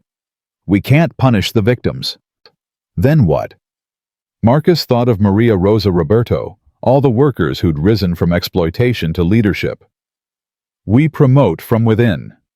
Every corrupt manager gets replaced by someone who's lived the struggle. It was a radical plan. Overnight, Marcus would be elevating janitors to management, cashiers, to supervisors, stockers, to department heads. The business press called it insane. The board threatened revolt. But Marcus pushed forward. The transformation started in Birmingham, with Robert Hayes in federal custody awaiting trial on charges ranging from human trafficking to attempted murder. Store 1247 needed new leadership. Marcus appointed Dolores Williams, Keisha's mother, as interim manager. I don't know anything about running a store, Dolores protested. You know about fighting for your daughter. You know about sacrifice. You know what it means to struggle. That's more valuable than any MBA. With support and training, Dolores transformed Store 1247. She established safety protocols that exceeded OSHA requirements. She created a fund for employees pursuing education named after Keisha, who remained in a coma but stable. She turned the store into a model of what ethical retail could look like. But the real test came in Mississippi, where Marcus uncovered the worst abuse yet. Store 782's manager, James Thornton, had essentially enslaved a group of migrant workers, housing them in shipping containers behind the store, charging them rent that exceeded their wages, creating debt bondage that was almost impossible to escape. This time, Marcus didn't go undercover. He arrived with FBI agents, social workers, and a team of lawyers. What they found was heartbreaking: 37 people living in conditions that belonged in a dystopian novel, not modern America. Among them was a family, Carlos and Isabel Moreno, with their 3 children, ages 5, 7, and 10. They'd been trapped for 2 years, told they owed thousands in transportation and housing costs, their children working alongside them instead of attending school.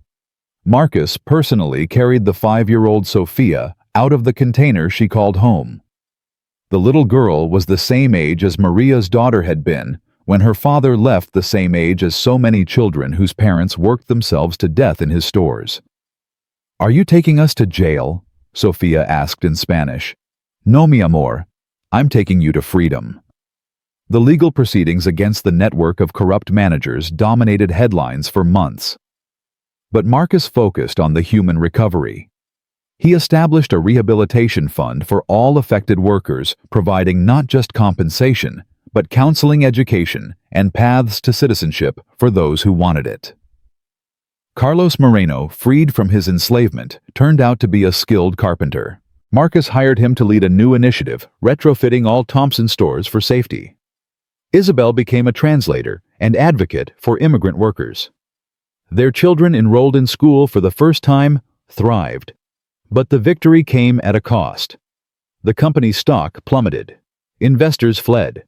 Competitors circled like vultures, sensing weakness. The board called an emergency meeting, and this time Marcus knew his position was truly threatened. He sat before 12 board members, most of whom he'd known for years, some of whom he'd considered friends. "You've lost your mind, Marcus," said Harrison Wells, the lead shareholder. "You're destroying everything we've built." "I'm saving it," Marcus countered. "We were built on exploitation. Now we're rebuilding on dignity." "Dignity doesn't pay dividends." "It does, just not immediately." Marcus pulled up his data. Stores with reformed management show 30% higher customer satisfaction, 40% lower turnover, and 50% lower profits. Harrison interrupted. "Temporary. Once the transformation is complete." "We don't have time for your social experiment, Marcus. The shareholders are demanding your resignation." Marcus looked around the table, seeing some sympathetic faces, but not enough. "Fine. Put it to a vote." The vote was 8-4 against him. Marcus had lost his company, the empire he'd spent 30 years building. But as he cleared out his office, messages poured in from employees across the country. Keisha Williams had woken from her coma and recorded a video from her hospital bed. "Mr. Thompson," she said, her voice weak but clear. "You gave us hope. Don't let them take that away." Similar messages came from Maria Rosa Roberto Dolores and hundreds of others. They organized using social media to mobilize customers, launching a boycott of Thompson stores unless Marcus was reinstated. The counter-revolution was swift and stunning. Sales dropped 60% in a week. #Bring back. Marcus trended globally. News crews captured scenes of empty Thompson stores, while competitors couldn't handle the surge of customers who'd switched in protest. But what really changed things was Sofia Santos. Maria's daughter, now in her final year of medical school, organized a coalition of workers, customers, and activists. They didn't just protest, they bought stock. Thousands of small investors, each buying what they could afford, slowly shifting the balance of power. The climax came at the annual shareholders' meeting. The board expected a routine confirmation of their new CEO, a cost-cutting specialist named Richard Brennan, who'd already announced plans to roll back all reforms. Instead, they faced a room packed with small shareholders, each holding proxies for others who couldn't attend. Sofia Santos stood to speak for them. "My mother was a janitor in one of your stores," she began. "She worked herself nearly to death while a corrupt manager stole her wages and denied her health care. Marcus Thompson saved her life and mine. He showed us that a company can be profitable and ethical, that workers can be assets instead of expenses." She paused, looking directly at Harrison Wells. "You say dignity doesn't pay dividends. I say exploitation costs more than money, it costs souls. And today, we're buying back our soul. The proxy battle was close, but the small shareholders won. Richard Brennan was out before he'd even started. The board was restructured with 3 seats going to worker representatives, and Marcus Thompson was reinstated as CEO, not by corporate maneuvering, but by popular revolution. His first act upon returning was visiting Keisha Williams, now in physical therapy, learning to walk again after months in a coma. "I'm sorry," he told her. "I'm sorry it took your suffering to expose what was happening." "Don't be sorry," Keisha replied, taking a labored step with her walker. "Be better. Make sure it never happens again." Marcus took her words to heart. He established the most comprehensive worker protection system in retail history. Every store had elected advocates. Anonymous reporting systems were backed by independent investigators. Wages were raised not to minimum, but to living standards adjusted for local cost of living. The financial press predicted bankruptcy within a year. Instead, something remarkable happened. Thompson stores became destinations, places where customers knew their money supported ethical practices. Employee satisfaction translated to customer service that couldn't be replicated by competitors. The company's profits initially dropped, then stabilized, then began to grow. 2 years after the Birmingham fire, Marcus stood in store 1247, now rebuilt and renamed the Keisha Williams Center for Ethical Retail. Keisha herself was there, having completed her nursing degree, and now working as the company's chief health and safety officer. The store was hosting a job fair specifically targeting vulnerable populations: immigrants, former convicts, single parents, anyone who might elsewhere be exploited. The line stretched around the block. Among the applicants was a familiar face, Brad Miller, the manager who'd started this journey. He'd served 18 months in prison and was now broke, unemployable, desperate. He saw Marcus and tried to leave, but Marcus called out to him. "Brad, wait." They stood facing each other, the man who'd embodied exploitation and the CEO who'd exposed him. "I suppose you're enjoying this," Brad said bitterly. "No," Marcus replied honestly. "There's no enjoyment in seeing anyone brought low. You're here for a job." "Who else would hire me?" Marcus thought for a moment. "We would. Entry-level minimum wage to start like everyone else, but with the same opportunity for advancement based on merit, not manipulation." Brad's eyes widened. "You'd hire me after everything. Everyone deserves a second chance. The question is whether you've learned from your first one." Brad Miller started the next week as a stock clerk in store 1247, working under Dolores Williams, whose daughter he'd nearly killed through his negligence and greed. It was awkward, tense, but also redemptive. Under Dolores's firm but fair management, Brad slowly learned what he'd never understood: that workers were people, not resources. 6 months later, at a company-wide conference, Marcus watched as Brad Miller stood to speak during an open forum. "I was a monster," Brad said simply. "I justified it with corporate speak about efficiency and profit margins. But the truth is, I enjoyed the power. I enjoyed making people bend to my will." He paused, visibly struggling. "Working under the people I once abused, seeing their dignity, despite everything I did to destroy it, it's taught me more than any business school ever could. I don't deserve forgiveness, but I'm grateful for the chance to earn it." The room was silent. Then Maria Santos stood and began to clap. Slowly, others joined. Not a standing ovation, but acknowledgement of the power of transformation, of the possibility of redemption. Later that evening, Marcus found himself on the roof of the corporate headquarters, looking out over Chicago. Janet joined him, bringing coffee. "You did it," she said. "You actually changed an entire industry." "We did it," Marcus corrected. "And we're not done." "What's left?" Marcus pulled out a map, red pins marking locations across the country. "These are our competitors' stores, where we've received reports of abuse. We can't go undercover in all of them, but we can share what we've learned. We can push for industry-wide reform." "That's giving away competitive advantage." "No, Marcus smiled. It's creating a world where competitive advantage doesn't come from exploitation, where it comes from innovation, service, genuine value. The movement spread beyond Thompson stores. Other companies facing similar customer revolts began adopting the Thompson model. Business schools that had once mocked Marcus's approach now taught it as a case study in ethical capitalism. But the real measure of success came in smaller moments. Ana Gutierrez, her scars faded but not forgotten, opening her own small business with a loan from the company's entrepreneur fund.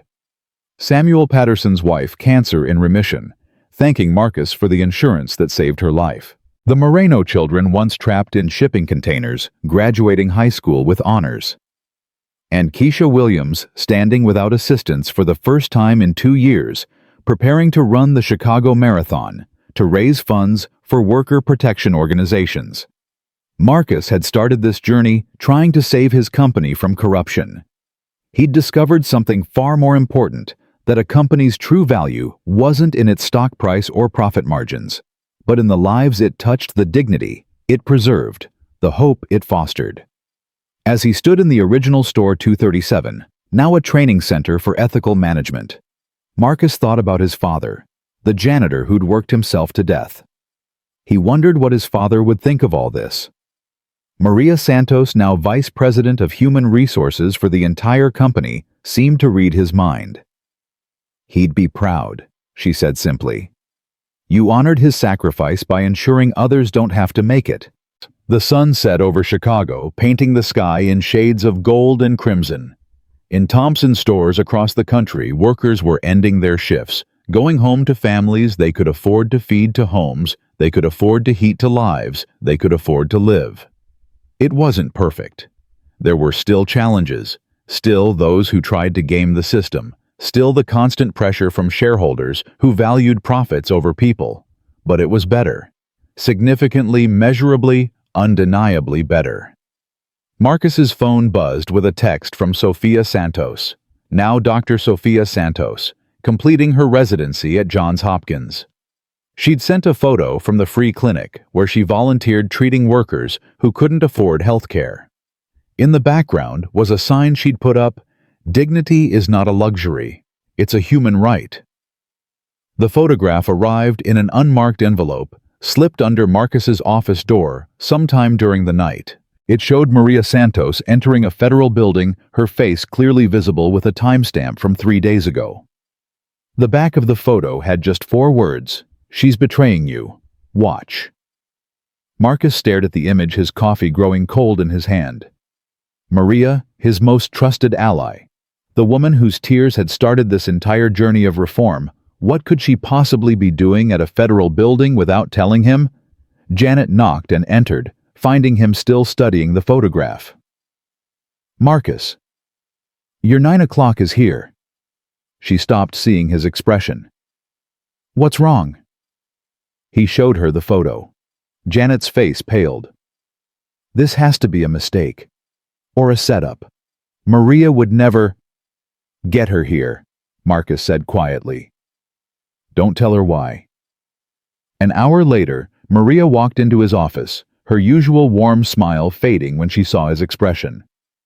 "Marcus, what's happened?" He placed the photograph on the desk between them. Maria looked at it, and her face crumbled, not with guilt, but with something that looked like grief. "I can explain," she began. "Please do." Maria sank into a chair, suddenly looking older than her years. "That's the Federal Witness Protection Office. I've been meeting with them because—" She paused, gathering strength. "Because Sophia isn't really my daughter." The words hung in the air like a physical presence. Marcus felt the ground shift beneath him, everything he thought he knew about Maria suddenly uncertain. "Sophia is my niece," Maria continued, her voice barely above a whisper. "Her real mother, my sister Elena, was murdered 15 years ago. She was going to testify against the Valdez cartel about human trafficking operations. They killed her, but they never found Sophia. I took her, changed our names, moved here from Texas." Marcus sat back, processing this revelation. The heart condition, is real. Everything about our struggle here was real. But I've been in witness protection this whole time, checking in monthly, making sure we're still safe." Tears streamed down her face. "They contacted me 3 days ago. Someone's been asking questions about Elena's daughter. Someone knows Sophia is alive. Who sent this photo? Someone who wants you to fire me, to cast me out, to make me vulnerable." Maria's voice hardened. "Someone connected to the cartel who's finally found us." Marcus's mind raced. If the cartel had found Maria and Sophia, they were both in immediate danger. But more than that, someone had infiltrated his company deeply enough to know about his relationship with Maria, to know exactly how to manipulate him. "We need to get you and Sophia somewhere safe," he said, reaching for his phone. "No." Maria's voice was firm. "If I run now, they'll know for certain. Sophia is so close to finishing her residency, to achieving her dreams. I won't let them take that from her." "Maria, these people killed your sister. Which is why I know what they're capable of." She stood, straightening her shoulders. "But I also know something they don't. I'm not the same frightened woman who ran 15 years ago. I have resources now. I have allies. I have you." Before Marcus could respond, his phone rang. The number was blocked. "Answer it," Maria said. "They're watching." Marcus put it on speaker. "Hello. Mr. Thompson." The voice was cultured American, but with something underneath a coldness that made Marcus's skin crawl. "I believe you received our message." "Who is this?" "Someone who's very interested in your Vice President of Human Resources, or should I say in Elena Valdez's sister." Maria gripped the edge of the desk, but remained silent. "What do you want?" Marcus asked. "Simple. Maria Valdez has something that belongs to my employers. Documentation her sister stole before her unfortunate death. Financial records, trafficking routes, names of corrupted officials. Maria gives us those documents, and both she and her supposed daughter remain healthy." "I don't have any documents," Maria said, speaking for the first time. Now, Maria. Or do you prefer Maria Santos? We know Elena gave them to you. She told us so eventually." The implication that they'd tortured Elena before killing her made Maria close her eyes in pain. "You have 48 hours, the voice continued. "Deliver the documents or we start with the girl. Dr. Sofia Santos has such a promising career ahead of her. Be a shame if she had an accident during surgery. Surgeons' hands are so delicate, so easily damaged." The line went dead.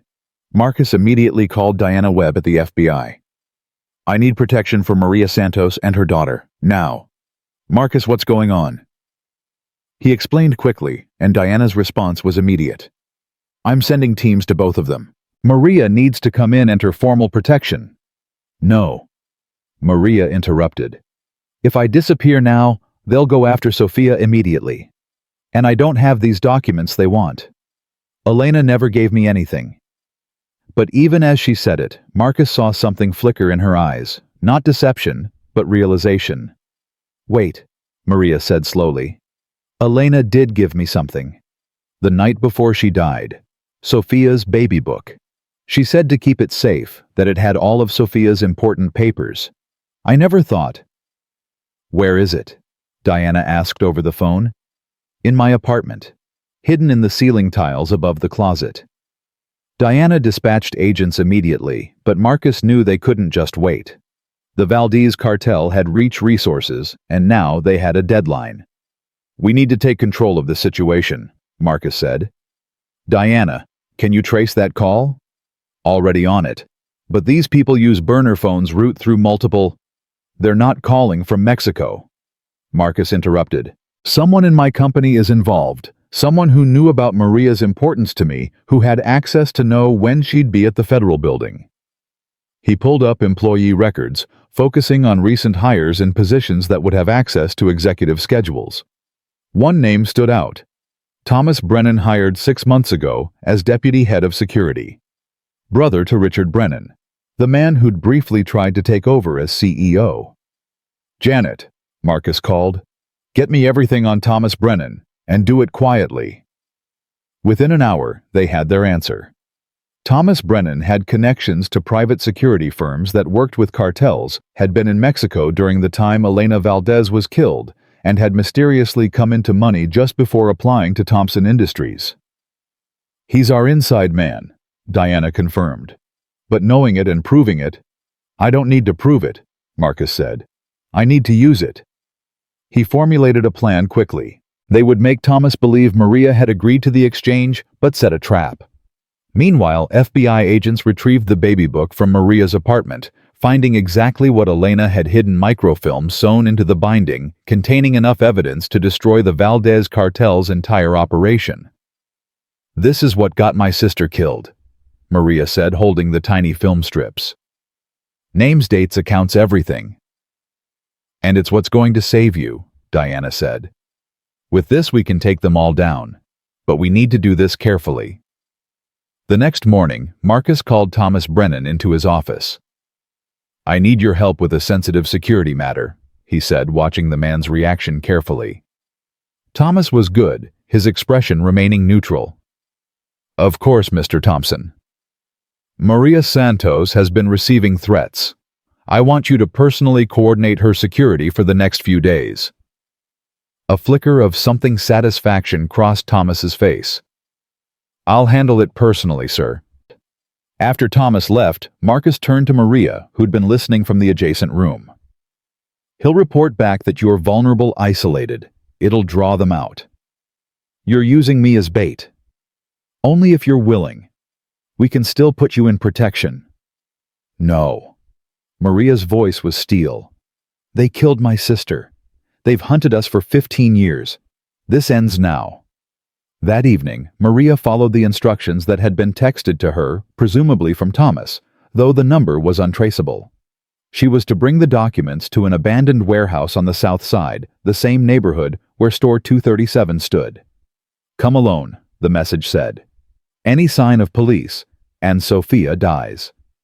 But Maria wasn't alone. Marcus was already there, hidden in the shadows with Diana's FBI team. They'd wired Maria, tracked her phone, and had snipers on adjacent rooftops. Thomas Brennan had been arrested an hour earlier, caught trying to flee when he realized the trap was closing. The warehouse was dark, silent, except for the drip of water from broken pipes. Maria entered a briefcase in her hand containing fake documents good enough to pass initial inspection. "Very good, Maria." A man stepped from the shadows, not Mexican as expected, but clearly American, expensive suit, professional bearing. "You've saved your daughter's life." "Vincent Cordova," Maria breathed, recognizing him. "You were Elena's handler at the DEA. You were supposed to protect her." Vincent smiled coldly. "I was protecting her. From herself. She didn't understand that some battles aren't meant to be won. The cartel pays better than the government, and they're more reliable employers. You sold her out." "I gave her a chance to walk away. She refused." He held out his hand. "The documents." Maria started to hand over the briefcase, then stopped. "How do I know you'll leave us alone?" "You don't. But what choice do you have?" It was the signal. FBI agents flooded the warehouse, weapons drawn, shouting commands. Vincent reached for his gun, but Marcus was already moving, having positioned himself perfectly. He tackled Vincent from behind the gun, skittering across the floor. "You're under arrest," Diana announced as her team secured Vincent and 3 other men who'd been hidden in the warehouse. For the murder of Elena Valdez, conspiracy to commit human trafficking, and about 50 other charges. Vincent laughed, even as they cuffed him. "You think this ends it? You have no idea how deep this goes. The cartel has people everywhere, judges, prosecutors, CEOs. He looked directly at Marcus. "You've made yourself a target, Thompson. They don't forgive, and they don't forget." As they led Vincent away, Marcus found Maria standing alone, shaking.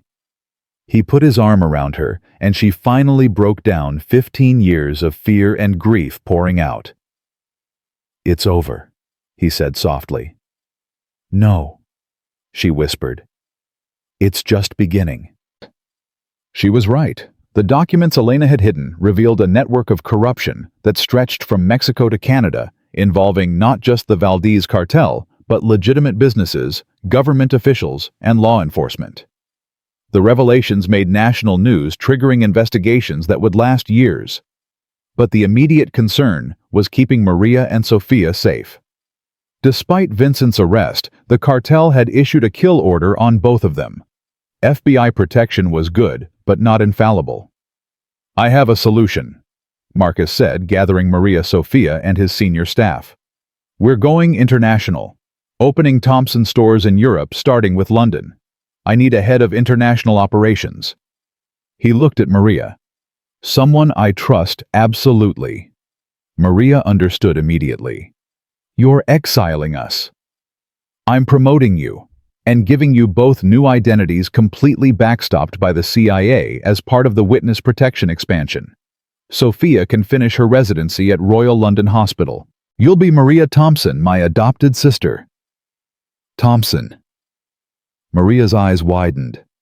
"If you're family, you get family protection. My security team, my resources, my name. The cartel might come after Maria Santos, but they won't dare touch a Thompson." Sofia, who'd been quiet throughout, finally spoke. "What about my life here? My work at the free clinics? Everything we've built?" "Can be rebuilt in London," Marcus said gently. "There are vulnerable workers everywhere who need advocates." The transition took a month. During that time, 3 attempts were made on Maria's life, all thwarted by Marcus's security team. The message was clear. Staying in America meant constant danger. The night before their departure, Marcus found Maria in store 237, standing in the same supply closet where he'd first seen her crying. "It all started here," she said softly. "Your journey, my salvation, everything." "It doesn't end here," Marcus assured her. "London is just the next chapter." "What about you?" "Vincent was right, you've made yourself a target." Marcus shrugged. "I've been a target since I started the reforms.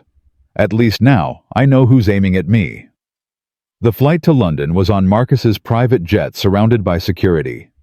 As they crossed the Atlantic, Maria finally relaxed the international waters, providing a psychological barrier between her and her past. "I never thanked you," she said to Marcus. "Not properly. You didn't just save our jobs, you saved our lives. You saved yourself. You had the courage to keep those documents to protect Sofia, to fight back. I just provided resources." In London, Maria thrived.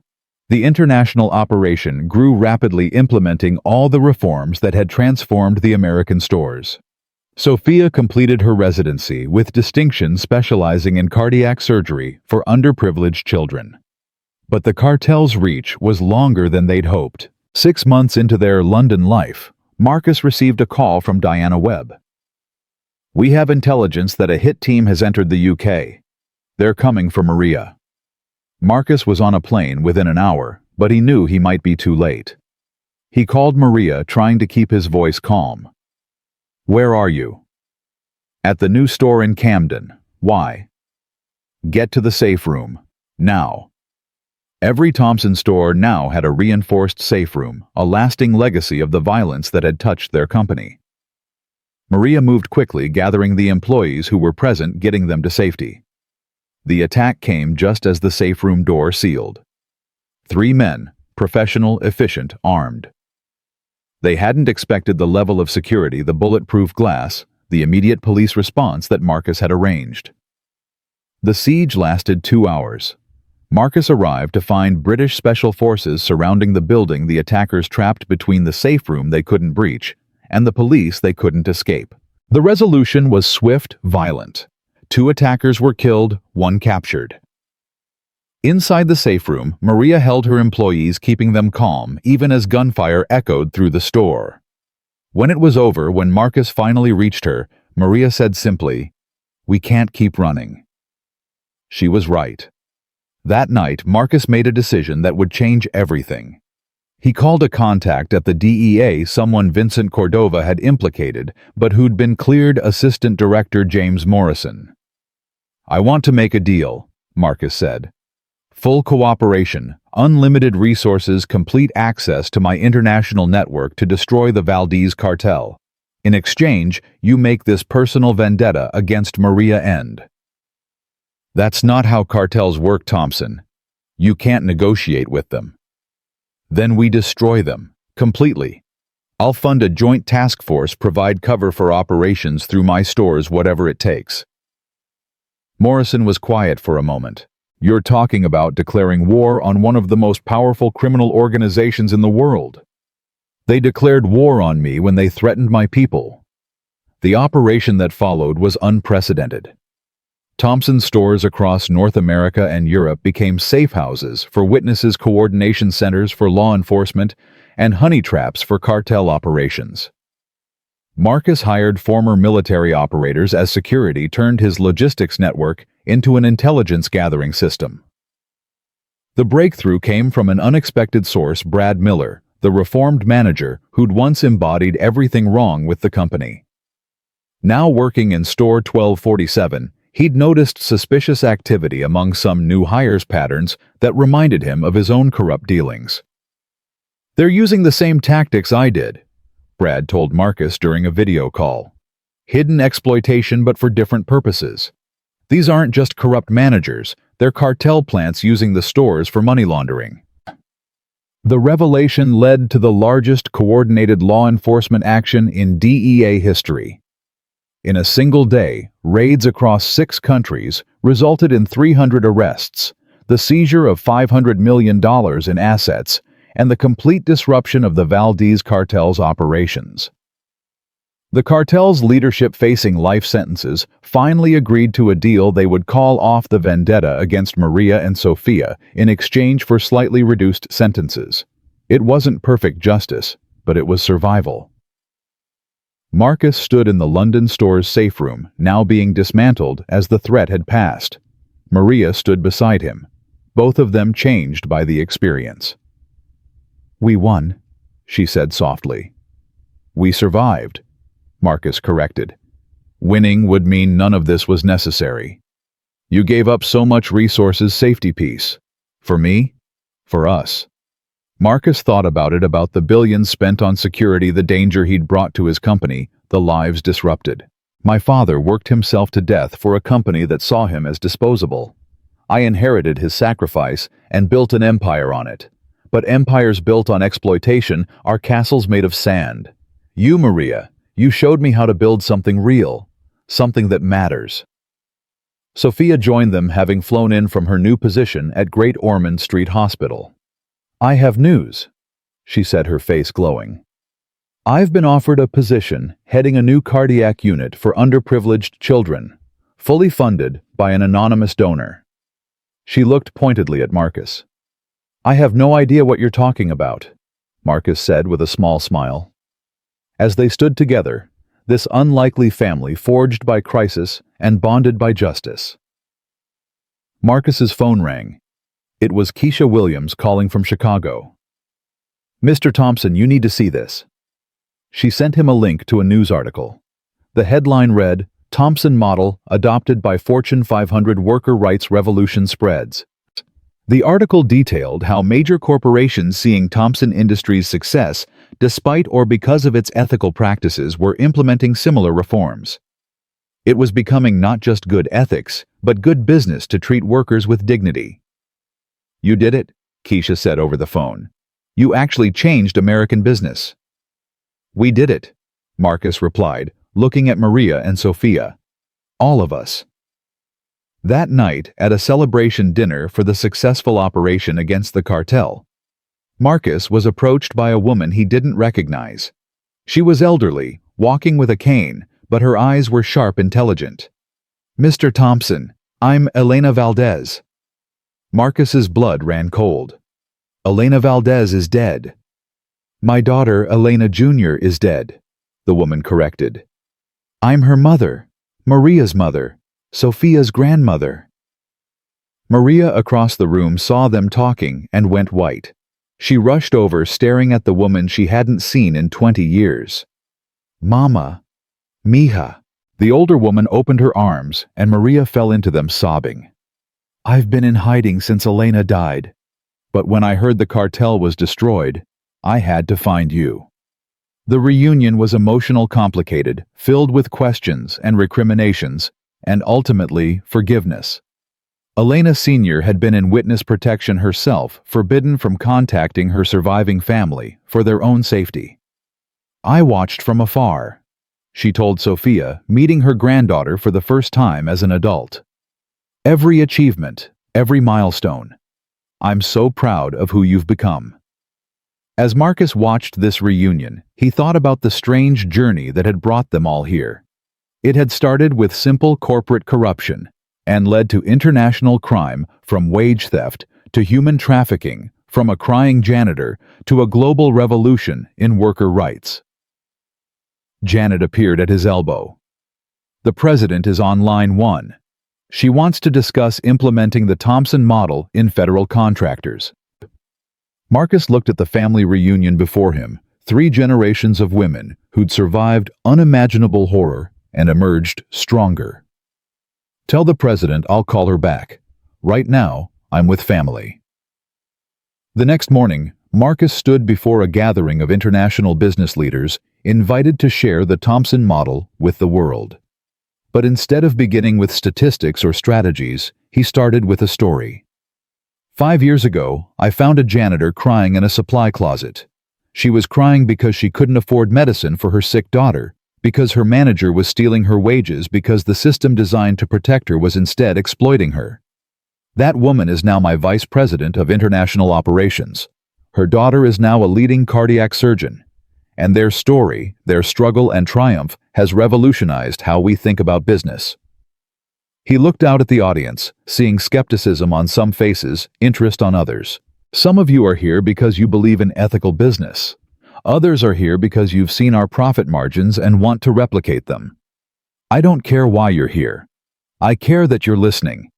Because every company in this room has a Maria Santos, someone brilliant, dedicated, and desperate, being ground down by systems that prioritize profits over people." He clicked to his first slide, not a graph or chart, but a photo of Maria and Sophia from 5 years ago, exhausted, scared, but still standing. "Find them," Marcus said simply. "Elevate them. Protect them. Not because it's profitable, though it is. Not because it's trendy, though it's becoming so. Do it because it's right. Do it because every empire built on exploitation eventually falls. But companies built on dignity, respect, and justice, they endure." The presentation continued for an hour, detailing practical steps, sharing success stories and failures, providing a roadmap for transformation. But Marcus knew the real impact wasn't in the slides or statistics. It was in the story of a CEO who'd remembered his humanity, a janitor who'd never lost hers, and a company that chose justice over easy profits. As the event ended, Marcus received a text from Maria in London. "Store 1000 just opened, fully staffed by former victims of trafficking, all making living wages. Sophia performed her 100th free surgery this morning. None of this would exist without you."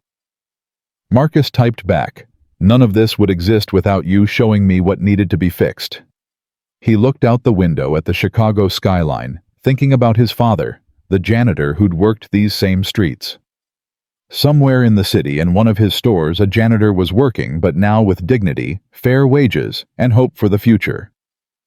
The diagnosis came on a Tuesday morning, delivered with clinical detachment by Dr. Harrison at Northwestern Memorial Hospital. Marcus had gone in for what he thought was routine fatigue, perhaps stress from the years of fighting for corporate reform. Instead, he sat across from the oncologist, staring at scans that showed his pancreas riddled with cancer. "Stage 3, possibly early stage 4, Dr. Harrison said. "With aggressive treatment, we're looking at 12 to 18 months. Without it, perhaps 6. Marcus felt the world tilt, but his voice remained steady. Treatment options. Chemotherapy, radiation, possibly surgery if we can shrink the tumors first. But Mr. Thompson, I need to be honest, pancreatic cancer at this stage." The doctor trailed off the statistics unnecessary. Marcus knew them already. Less than 10% survived 5 years. He left the hospital in a daze, his driver asking where to go next. "Store 237, Marcus said automatically. He needed to be where it all began, where his journey toward redemption had started. The store was bustling with afternoon shoppers, employees moving efficiently, but without the fear that had once characterized the place. Marcus walked unrecognized through the aisles, just another customer, until he reached the supply closet where he'd first seen Maria crying all those years ago. Roberto, still managing the store with excellence, found him there. "Mr. Thompson, is everything all right?" "Roberto, can you get Maria on the video call? Tell her it's urgent." Within minutes, Maria's face appeared on Roberto's laptop, her expression shifting from warmth to concern as she saw Marcus's face. "What's wrong?" "I need you to come back to Chicago. Bring Sophia." "Marcus, what?" "Please, just come." The reunion 3 days later was subdued. Maria and Sophia sat in Marcus's office as he explained the diagnosis, watching their faces crumble with each word. "There has to be something," Sophia said, her medical training kicking in.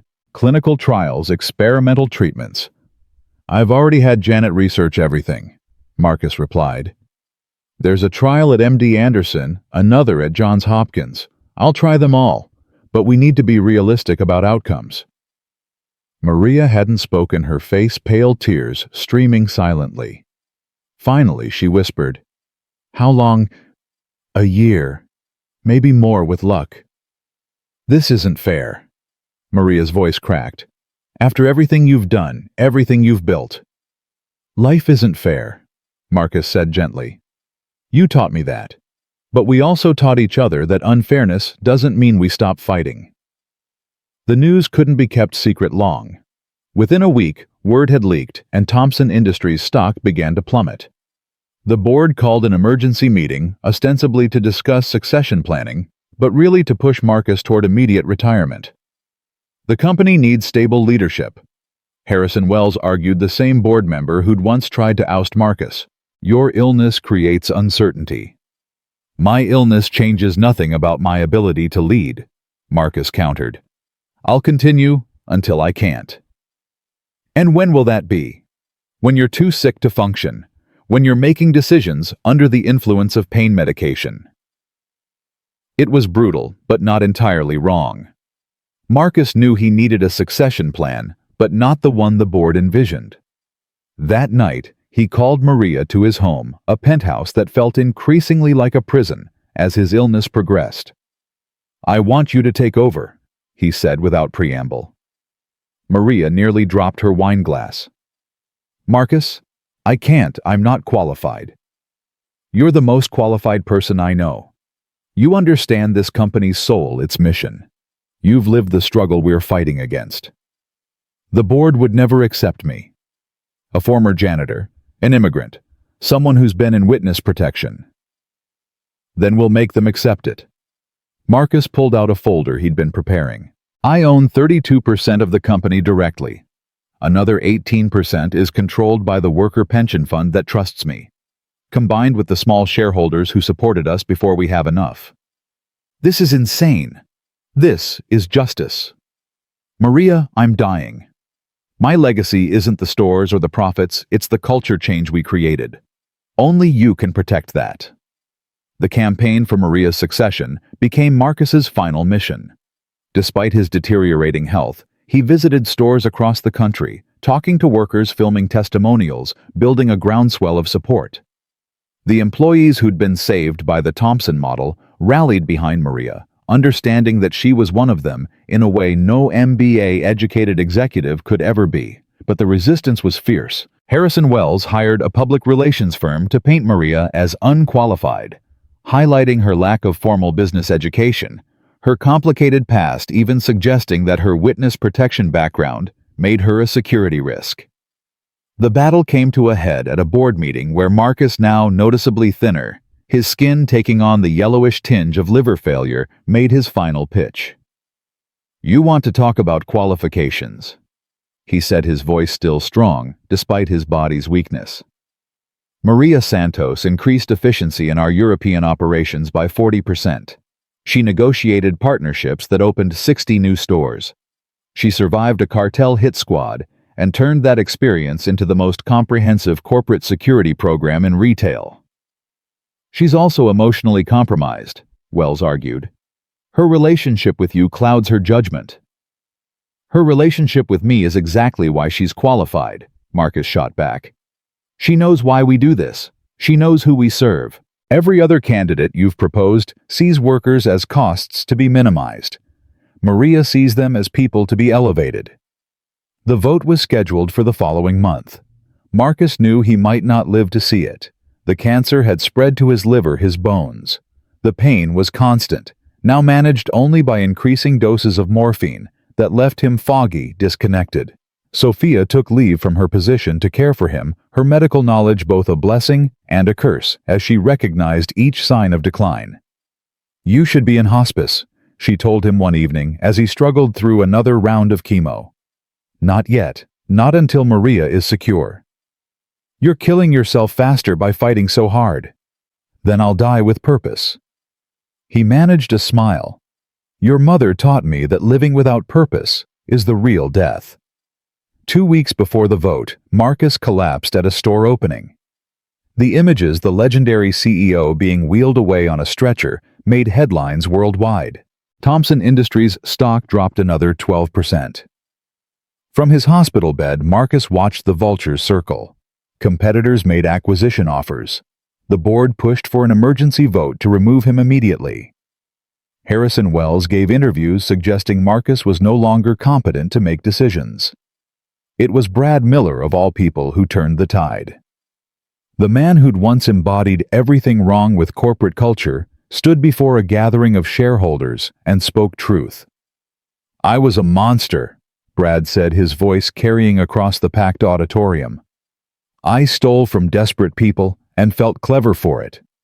Marcus Thompson exposed me, and I hated him for it. But then he did something incomprehensible.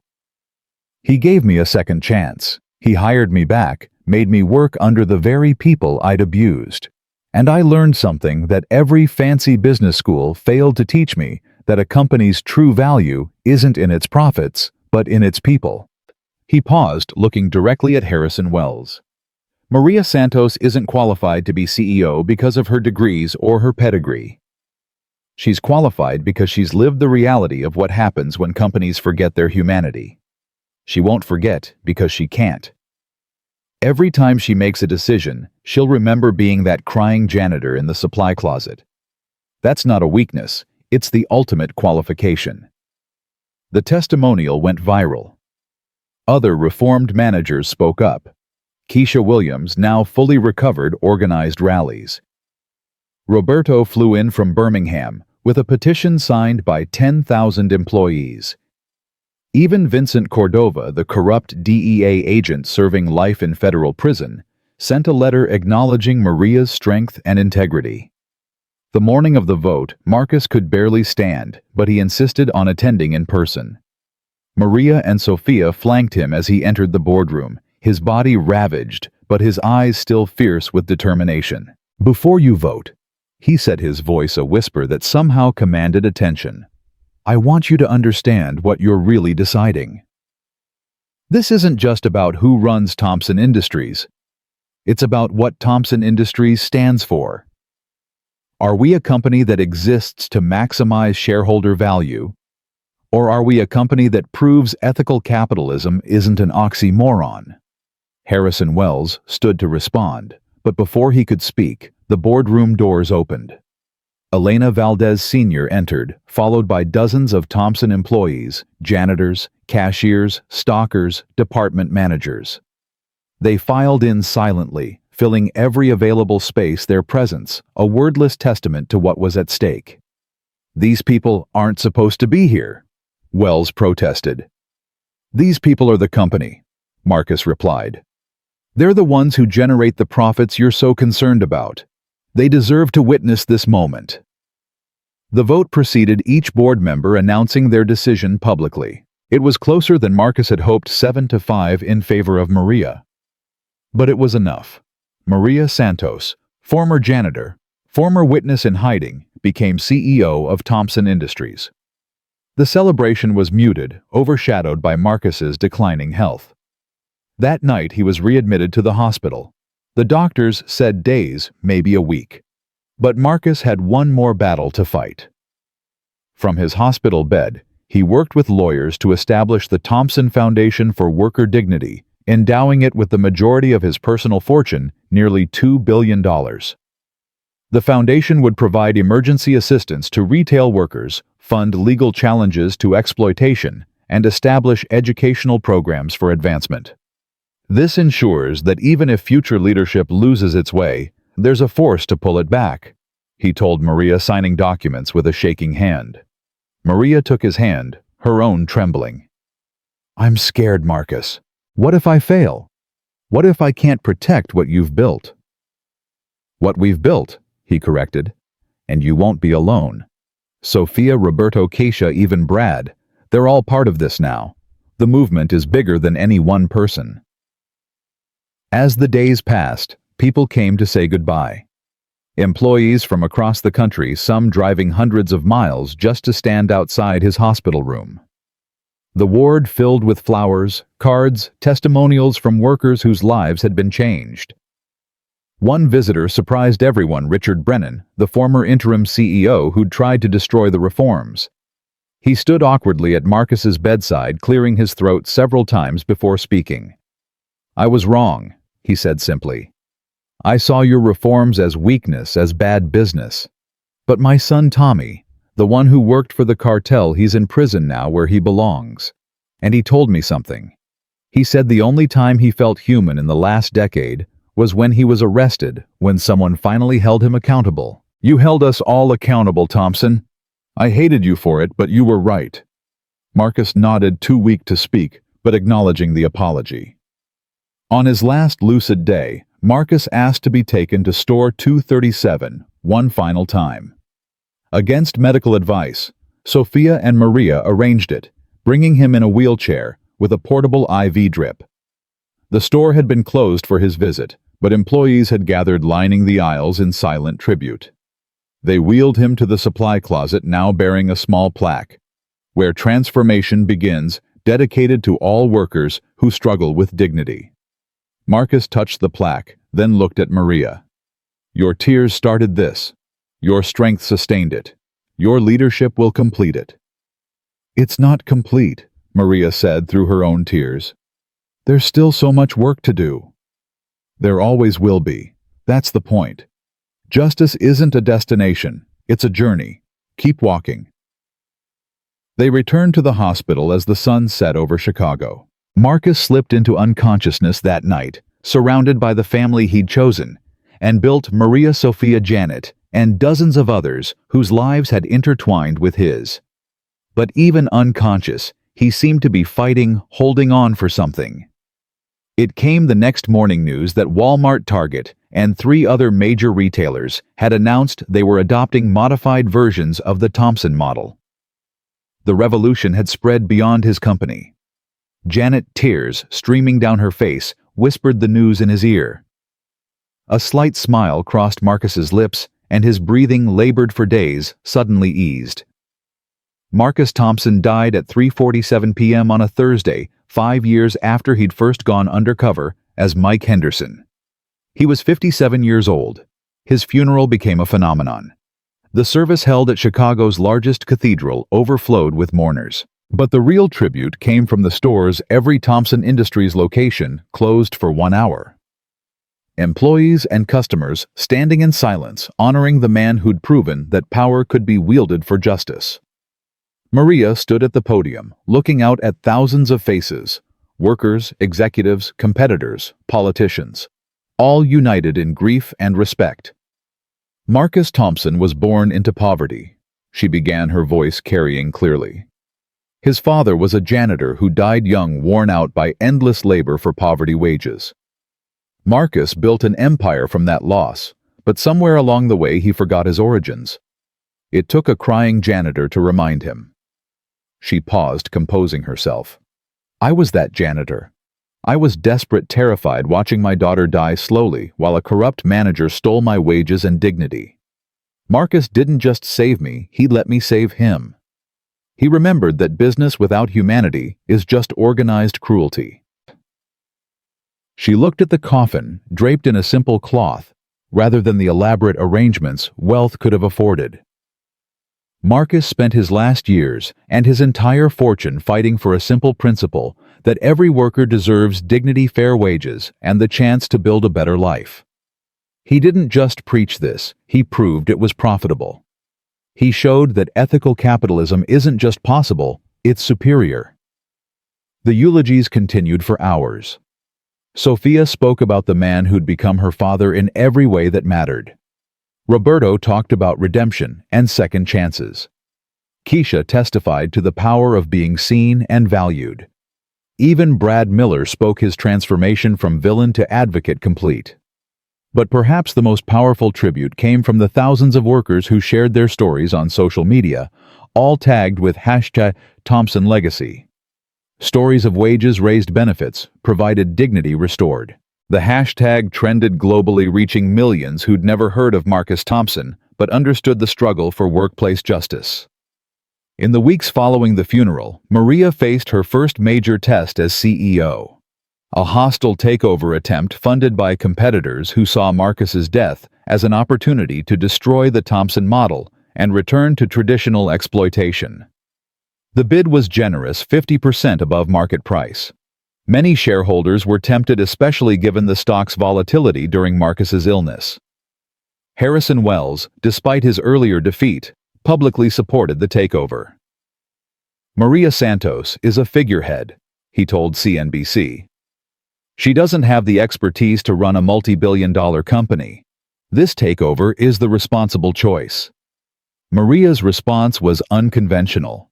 Instead of fighting in boardrooms, she took the battle to the stores. She visited 50 locations in 10 days, broadcasting live conversations with workers to millions online. They're not just trying to buy a company, she told a gathering in Detroit. They're trying to buy your dignity and sell it back to shareholders. They want to return to the days when you were disposable, when your children's health care depended on a manager's mood, when wage theft was a business strategy. The workers mobilized like an army. They pooled resources to buy shares. They contacted pension funds and institutional investors. They shared their stories with media outlets worldwide. The hashtag not for sale began trending. But the real turning point came from an unexpected source. The Federal Trade Commission, influenced by the Biden administration's focus on worker rights, announced an investigation into the takeover, citing concerns about market concentration and the potential negative impact on labor conditions. The investigation would take months, during which the takeover was frozen. Maria used that time brilliantly implementing new programs that demonstrated the Thompson model's sustainability. Profits rose 6%. Customer satisfaction hit record highs. 3 major institutional investors publicly switched their support to Maria. The takeover attempt collapsed. Harrison Wells resigned from the board in disgrace when emails surfaced showing he'd been promised a position with the acquiring company. Thompson Industries remained independent, its mission intact. 6 months after Marcus's death, Maria stood in his former office, now hers, looking at the wall of photos he'd kept, images from stores around the world, all showing workers, not products or profits. Janet knocked and entered. "The quarterly reports are in. We've exceeded projections by 8%. And worker satisfaction, highest ever recorded." Janet smiled. Marcus would be proud. "He'd say we're just getting started," Maria replied. She pulled up a map on her computer showing Thompson stores across the globe, but also highlighting Gap's regions still dominated by exploitative retailers. "We have work to do." The intercom buzzed. "Ms. Santos, there's a man here to see you. Says he's from store 1247 in Birmingham. No appointment, but he insists it's urgent." Maria frowned. Store 1247 was running smoothly under Dolores Williams. "Send him up." The man who entered was young, nervous, clutching a folder. "Ms. Santos, my name is David Chen. I work nights at store 1247. I think I've discovered something." "What kind of something?" David opened his folder, revealing documents, photos, financial records. "There's a new network forming. Managers at several stores, not just ours, coordinating to skim wages, but they're being smarter about it. using cryptocurrency offshore accounts. And Ms. Santos, he paused, clearly frightened. They know about you, about your past. They're planning to use it against you. Maria felt the familiar chill of danger, but also something else, determination. Marcus had given her the tools and the position to fight this battle. Now it was her turn to carry the torch. "Show me everything," she said, her voice steady. "And David, thank you for coming forward. That takes courage." "I learned from Mr. Thompson's example," David said simply. "He taught us that staying silent in the face of injustice makes us complicit." As Maria reviewed the documents, she realized this wasn't just about wage theft. It was an organized attempt to undermine the Thompson model from within, likely funded by the same competitors who'd attempted the takeover. The corruption was subtler than Brad Miller's or Derek Collins's operations, adapted to avoid the safeguards Marcus had implemented. She called an emergency meeting of her senior staff, all former workers who'd risen through the ranks. Roberto connected via video from Birmingham, Rosa from Detroit, Keisha from her office down the hall. "We have a cancer," Maria said, bluntly displaying David's evidence. "It's smaller than before, smarter but still cancer. We need to cut it out before it spreads." "Go undercover," Roberto suggested, "like Marcus did." "No," Maria said thoughtfully. "Marcus's way worked for its time, but we need something new. We need to activate the entire workforce as investigators. Every employee becomes a guardian of the culture." She outlined her plan, a comprehensive whistleblower program with rewards for reporting corruption protection that went beyond legal safeguards to include financial support and guaranteed employment, and most radically, transparency in all management decisions, making it nearly impossible to hide exploitation. "This will be expensive," Rosa pointed out. "Less expensive than letting corruption take root again," Maria countered. "Marcus taught us that the cost of justice is always less than the price of injustice." The program, dubbed Operation Vigilance, launched within a month. The response was overwhelming. Reports flooded in, not just of wage theft, but of safety violations, harassment, and discrimination that had been festering in shadows. But with the reports came resistance. The corrupt managers, realizing their scheme was collapsing, made one last desperate move. They released Maria's witness protection files to the media, complete with details about the cartel connection, Elena's murder, and suggestions that Maria might still have criminal ties. The headlines were brutal. Thompson CEO's dark past revealed, and "From cartel target to corporate leader, the hidden history of Maria Santos." Maria faced the crisis head-on. She called a press conference, standing before hundreds of journalists without prepared remarks. "Yes, I was in witness protection," she said simply. "My sister was murdered by a cartel for trying to expose human trafficking. I took her daughter and changed our names, lived in fear for 15 years. I was a janitor because it was work I could get without too many questions. I was exploited by corrupt managers who knew I couldn't fight back without risking exposure." She paused, looking directly into the cameras. "Marcus Thompson found me crying in a supply closet, not because I was weak, but because I was strong enough to keep fighting despite impossible circumstances. He didn't just give me a job, he gave me justice. And now as CEO, I'll give that same justice to every worker who's been silenced by fear, poverty, or desperation." The response was immediate and overwhelming. Maria Strong began trending.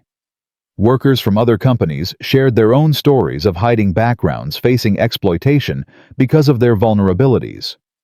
What the corrupt managers had intended as character assassination became character validation. The investigation identified 17 managers involved in the new corruption network. All were terminated, arrested, and prosecuted. But more importantly, their positions were filled by workers they'd tried to exploit, continuing Marcus's tradition of elevating the oppressed to positions of power. A year after Marcus's death, Maria stood at the opening of the Marcus Thompson Center for Ethical Business, built on the site of the original store 237. It was part store, part training center, part museum, documenting the transformation of American retail labor practices. Sophia, now director of the Thompson Foundation, spoke first. My uncle, and he was my uncle in every way that mattered, believed that business could be a force for good. This center will ensure that belief becomes reality for generations. As Maria took the podium, she saw familiar faces in the crowd.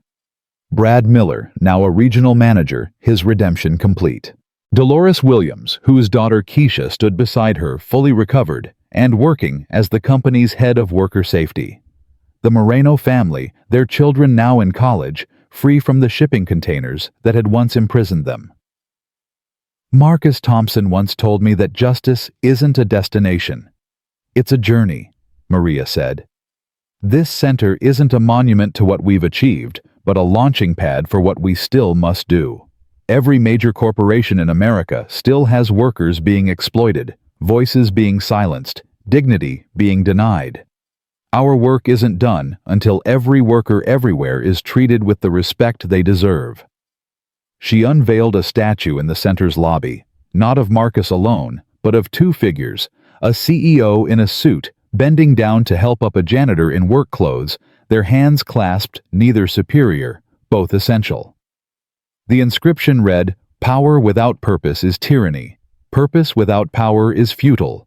Together, they are transformation." Marcus Thompson, 1971-2029.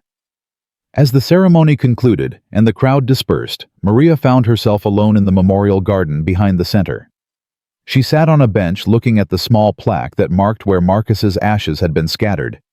He'd requested no grave, saying the living needed resources more than the dead needed monuments. "We did it," she whispered to the wind. "Not everything, not perfectly, but we proved it's possible. A company can profit without exploitation. Workers can have dignity and drive success.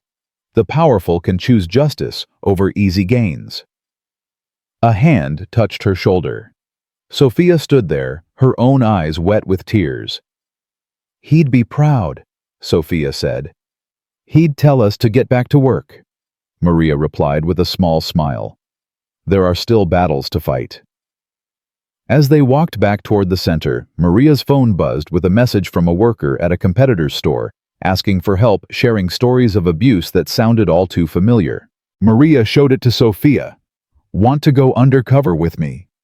Sophia grinned, looking so much like the fierce teenager Maria had protected all those years ago. "Let's go save the world, Mom. One store at a time." The sun set over Chicago, casting long shadows from the Thompson Center, but also illuminating paths forward. Inside, a new generation of workers was being trained not just in retail operations, but in recognizing their own worth, defending their rights, and understanding that they deserved dignity, regardless of their position. Marcus Thompson was dead, but his revolution lived on in every fair wage, paid every worker treated with respect, every manager who chose justice over exploitation. The boy who'd watched his father die from exhaustion had become a man who ensured others wouldn't suffer the same fate. And Maria Santos, who'd once cried alone in a supply closet, now stood as proof that the most powerful transformations come not from boardrooms or business schools, but from recognizing the fundamental truth. Marcus had died defending that every worker's life has value, every struggle deserves recognition, and every tear, shed in desperation, can become a river of change. The work continued, would always continue, but the foundation had been laid. In Thompson stores around the world, former janitors managed operations, former cashiers directed regions, and former victims of exploitation now stood as guardians against it. This was Marcus Thompson's true legacy, not the billions he'd made or given away, but the simple revolutionary idea that business success and human dignity were not mutually exclusive, but mutually dependent. And in that supply closet, in the original store, 237 now preserved as part of the memorial, a new plaque had been added beside the first, "Where transformation begins and never ends."